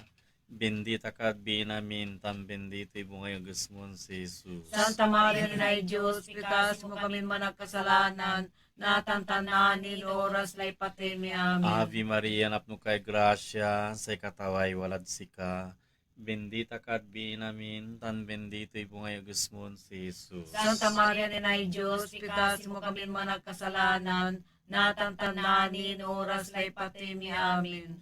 Ave Maria, napno kay grasya, say kataway walad sika, bendita ka at binamin, tan bendito ibungay gusmon si Jesus. Santa Maria, Inay Diyos, pikas mo kami managkasalanan, natantanan oras lay patay mi amin. Ave Maria, napno kay grasya, say kataway walad sika, bendita ka at binamin, tan bendito ibungay gusmon si Jesus. Santa Maria, Inay Diyos, pikas mo kami managkasalanan, natantanan oras lay patay mi amin. Ave Maria, napno kay grasya, say kataway walad sika, bendita ka at binamin, tan bendito ibungay gusmon si Jesus. Santa Maria, Inay Diyos, pikasi mo kami managkasalanan, natantanan oras lay patay mi amin. Ave Maria, napno kay grasya, say kataway walad sika, bendita ka at binamin, tan bendito ibungay gusmon si Jesus. Santa Maria, Inay Diyos, pikasi mo kami managkasalanan, natantanan oras lay patay mi amin. Ave Maria, napno kay grasya, say kataway walad sika, bendita ka at binamin, tan bendito ibungay gusmon si Jesus. Santa Maria, Inay Diyos, pikasi mo kami managkasalanan, natantanan oras lay patay mi amin. Ave Maria, napno kay grasya, say kataway walad sika, bendita ka at binamin, tan bendito ibungay gusmon si Jesus. Santa Maria, Inay Diyos, pikasi mo kami managkasalanan, natantanan oras lay patay mi amin. Ave Maria, napno kay grasya, say kataway walad sika, bendita ka at binamin, tan bendito ibungay gusmon si Jesus. Santa Maria, Inay Diyos, pikasi mo kami managkasalanan, natantanan oras lay patay mi amin. Ave Maria, napno kay grasya, say kataway walad sika, bendita ka at binamin, tan bendito ibungay gusmon si Jesus. Santa Maria, Inay Diyos, pikasi mo kami managkasalanan, natantanan oras lay patay mi amin. Nagalang sungaray Diyos Ama, Diyos Anak, tan Diyos Espiritu Santo. Unungad ka po, natantanlawas, sa dandulan andoon tan pakumon. O Jesus ko, perdona mi ray kasalanan mi, ilaban mo kami dapoy ng imperno, Tanawid mo namin niray kakamarwat tawon, laulas saray, mangkakaulay, balog, panangasim. Say kumapat ang misteryo likot, sa pangipatanan dat ugaw ay Jesus sa templo. Amamin wala kadtawo nagalang sungaran mo, unsabit si kami panarian mo. Unarili nawam jadalin unong tawo. Say kanan min inagaw-agaw, itarmod sa kamid agaw aya. Tampandian mo re kasalanan mi, unong napanamanti mi, kasalanan daya kapang kasalanan sa kami. Tana mo kami ito rin na boloy tukso, ilaba mo kami ingad maugas amin. Ave Maria, napno kay grasya, si kataway walat sika. Bendita ka binamin, tam bendito ibungay gasmon si Jesus. Santa Maria ni Diyos, pekasi mo kami manakasalanan, natantananin oras la ipatimi. Amen. Ave Maria, napno kay grasya, si kataway walat sika. Bendita ka binamin, tam bendito ibungay gasmon si Jesus. Santa Maria ni Diyos, pekasi mo kami managkasalanan, natantananin oras la ipatimi. Amen. Ave Maria, napno kay grasya, sa kataway walat sika. Bendita ka binamin, tam bendito ibungay gasmon si Jesus. Santa Maria ni Diyos, pekasi mo kami managkasalanan, natantananin oras la ipatimi. Amen. Ave Maria, napno kay grasya, sa kataway walat sika. Bendita ka binamin, tam bendito ibungay gasmon si Jesus. Santa Maria ni Diyos, pekasi mo kami managkasalanan, natantananin oras la ipatimi. Amen. Ave Maria, napno kay grasya, sa kataway walat sika. Bendita ka binamin, tam bendito ibungay gasmon si Jesus. Santa Maria ni Diyos, pekasi mo kami managkasalanan, natantananin oras la ipatimi. Amen. Ave Maria, napno kay grasya, sa kataway walat sika. Bendita ka binamin, tam bendito ibungay gasmon si Jesus. Santa Maria ni Diyos, pekasi mo kami managkasalanan, natantananin oras la ipatimi. Amen. Ave Maria, napno kay grasya, sa kataway walat sika. Bendita ka binamin, tam bendito ibungay gasmon si Jesus. Santa Maria ni Diyos, pekasi mo kami managkasalanan, natantananin oras la ipatimi. Amen. Ave Maria, napno kay grasya, sa kataway walat sika. Bendita ka binamin, tam bendito ibungay gasmon si Jesus. Santa Maria ni Diyos, pekasi mo kami managkasalanan, natantananin oras la ipatimi. Amen. Ave Maria, napno kay grasya, sa kataway walat sika. Bendita ka binamin, tam bendito ibungay gasmon si Jesus. Santa Maria ni Diyos, pekasi mo kami managkasalanan, natantananin oras la ipatimi. Amen. Ave Maria, napno kay grasya, sa kataway walat sika.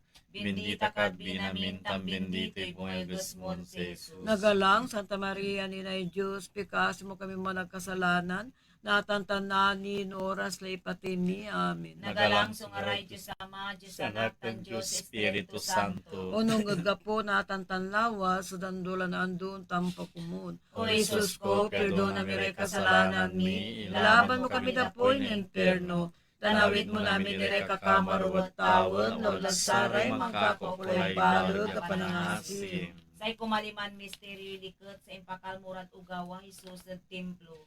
Amamin wala katawon, nagalang sungaran mo, unsabit si kami panarian mo, unore dinawam jadalin unong tawo. Say kanan min inagawago, itermod sa kami dagawaya, tampanjun mo re kasalanan mi, unong napanaman mi, kasalanan daya kapang kasalanan sa kami, tanan mo kami ito rin na boloy tukso, ilaba mo kami ingag maugas. Amen. Ave Maria, napno kay grasya, sa kataway walad sika, bendita ka binamin, tam bendito ibungay gasmon si Jesus. Santa Maria ni Diyos, pekasi mo kami managkasalanan, natantananin oras la ipatimi. Amen. Ave Maria, napno kay grasya, sa kataway walad sika, bendita ka binamin, tam bendito ibungay gasmon si Jesus. Santa Maria ni Diyos, pekasi mo kami managkasalanan, natantananin oras la ipatimi. Amen. Ave Maria, napno kay grasya, sa kataway walad sika, bendita ka binamin, tam bendito ibungay gasmon si Jesus. Santa Maria ni Diyos, pekasi mo kami managkasalanan, natantananin oras la ipatimi. Amen. Ave Maria, napno kay grasya, sa kataway walad sika, bendita ka binamin, tam bendito ibungay gasmon si Jesus. Santa Maria ni Diyos, pekasi mo kami managkasalanan, natantanan oras lay patimi. Amen. Ave Maria, napno kay grasya, sa kataway walad sika, bendita kad binamintam bendito ibong igasmon si Jesus. Santa Maria, Inay Diyos, pikas mo kami managkasalanan, natantanan oras lay patimi. Amen. Ave Maria, napno kay grasya, sa kataway walad sika, bendita kad binamintam bendito ibong igasmon si Jesus. Santa Maria, Inay Diyos, pikas mo kami managkasalanan, natantanan oras lay patimi. Amen. Ave Maria, napno kay grasya, sa kataway walad sika, bendita kad binamintam bendito ibong igasmon si Jesus. Santa Maria, Inay Diyos, pikas mo kami managkasalanan, natantanan oras lay patimi. Amen. Ave Maria, napno kay grasya, sa kataway walad sika, bendita kad binamintam bendito ibong igasmon si Jesus.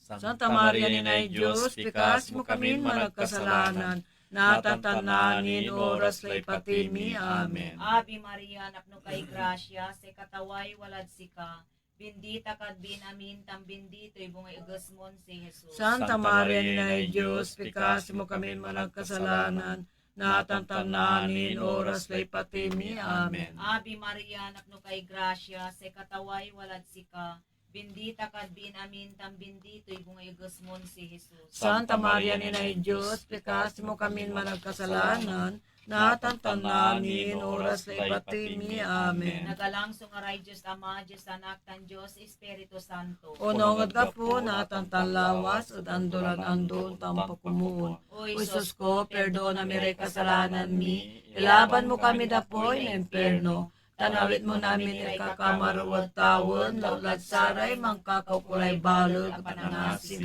Litay niya'y maparar a Birhen Maria, katawan na bagay mo kami. Katawan na bagay mo kami. Kristo, abagay mo kami. Kristo, abagay mo kami. Katawan na bagay mo kami. Katawan na bagay mo kami. Kristo, denglan mo kami. Kristo, talinan mo kami. Diyos Ama, tawon. Kasyan mo kami. Diyos Anak, mananondod, talba. Kasyan mo kami. Diyos Espiritu Santo. Kasyan mo kami. Sa kasantosan at Trinidad, sa kaya Diyos. Kasyan mo kami. Santa Maria. Ikasi mo kami. Santa Ninay Diyos. Ikasi mo kami. Santan Birhen day Birhenes. Ikasi mo kami. Inanan Kristo. Ikasi mo kami. Inay Madivinon Gracia. Ikasi mo kami. Inan sang kasimpitan. Ikasi mo kami. Inan sang kadyaan. Ikasi mo kami. Inan agnauman. Ikasi mo kami. Inan nasnaspot. Ikasi mo kami. Inan anditilol. Ikasi mo kami. Inan araroon. Ikasi mo kami. Inan makapakulaw. Ikasi mo kami. Inay maong abilin. Ikasi mo kami. Inay manamalsa. Ikasi mo kami. Inay manangilaban. Ikasi mo kami. Inay Santa Iglesia. Ikasi mo kami. Birhena sang kabintaan. Ikasi mo kami. Birhena dayrayawon. Ikasi mo kami. Birhena makapanyari. Ikasi mo kami. Birhena mapangasi. Ikasi mo kami. Birhena matuon. Ikasi mo kami. Salming nakatunungan. Ikasi mo kami. Ayamay kakabatan. Ikasi mo kami. Nalapway liket mi. Ikasi mo kami. Pananginay kasantusan. Ikasi mo kami. Pananginay kagalangan. Ikasi mo kami. Pananginay karalitan. Ikasi mo kami. Rosa sa mga tatawon. Ikasi mo Tori kami. ng David.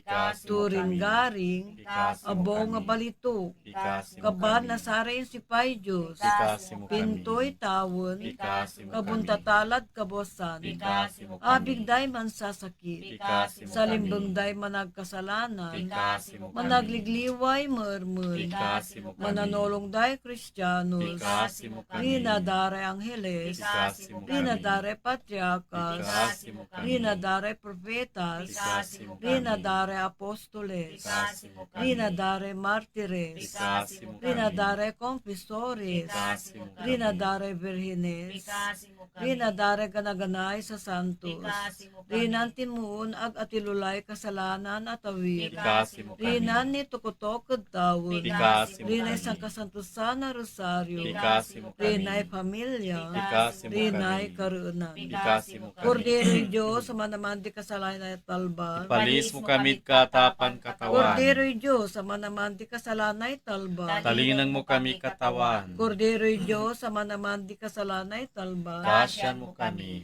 Salve kay Diyos, Prinatan inay panangasi, sikay kabilayan mi, sikay karambaan mi, sikay panilaluan mi. Salve kay Diyos, sikay tawtawagan mi, impalis kami anak na Eva.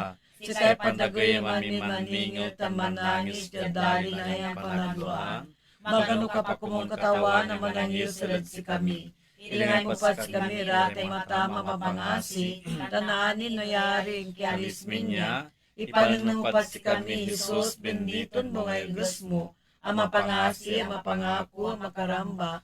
Marian Berhen Lawas. Pikasi mo kami pa, o Santan Inay Diyos. Siyang magmaliw kami manupul, gasarin si Panan, Hesus Kristo. Mikasi itayo, O Diyos, alapon yung pambilay, patay tayong kyuri na bugbugtong ni anak mo, panaitan kami manundon bilaya bunggo nami. Mikasi kami ni pagamon mo pakumonan si kami, ajad pandalabdab mi na saray misteryo na sangkasantusan na rosaryo. Nalig ni kumuniray sakop to, tanawat ni kumuniray si panto, jad panamagay lamang na si Kristo katawan mi. Amen. Lawas tayong tandaan, asay pamilyan mangkakasakayod panagdasal, magnayon met at pangkakasakay, tansay mundon marasal, mansyansyad karenan. Tanatan, bendisyon na itayo ko may Diyos siya makapanyari namin. Yagal ti itayod kaatapan, tanit dam ti itayo'y bilayaan di anggaan, jad ngaray Ama, Anak, at Espiritu Santo. Amen. Good night. Almighty Father, we raise our hearts to you in gratitude for the wonders of creation of which we are part, for your providence in sustaining us in our needs, and for your wisdom that guides the course of the universe. We acknowledge our sins against you and the rest of creation, nature. We have confused your command to subdue the earth. The environment is made to suffer our wrongdoing, and now we reap the harvest of our abuse and indifference. Global warming is upon us. Typhoons, floods, volcanic eruption, and other natural calamities occur in increasing number and intensity. We turn to you, our loving Father, and beg forgiveness for our sins. We ask that we, our loved ones, and our hard-earned possessions be spared from the threat of calamities, natural and man-made. We beseech you to inspire us all to grow into responsible stewards of your creation and generous neighbors to those in need. Amen.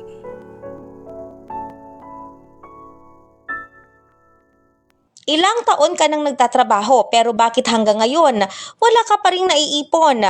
Sumagi na ba sa iyo ang katanungang ito sa iyong isipan? Marahil ay hindi ka makapag-ipon sapagkat hindi alam kung paano ito sisimulan. Narito ang ilang paraan kung paano makapagsisimulang mag-ipon. Isulat ang lahat ng inyong gastusin. Planuhin ang pag-ipon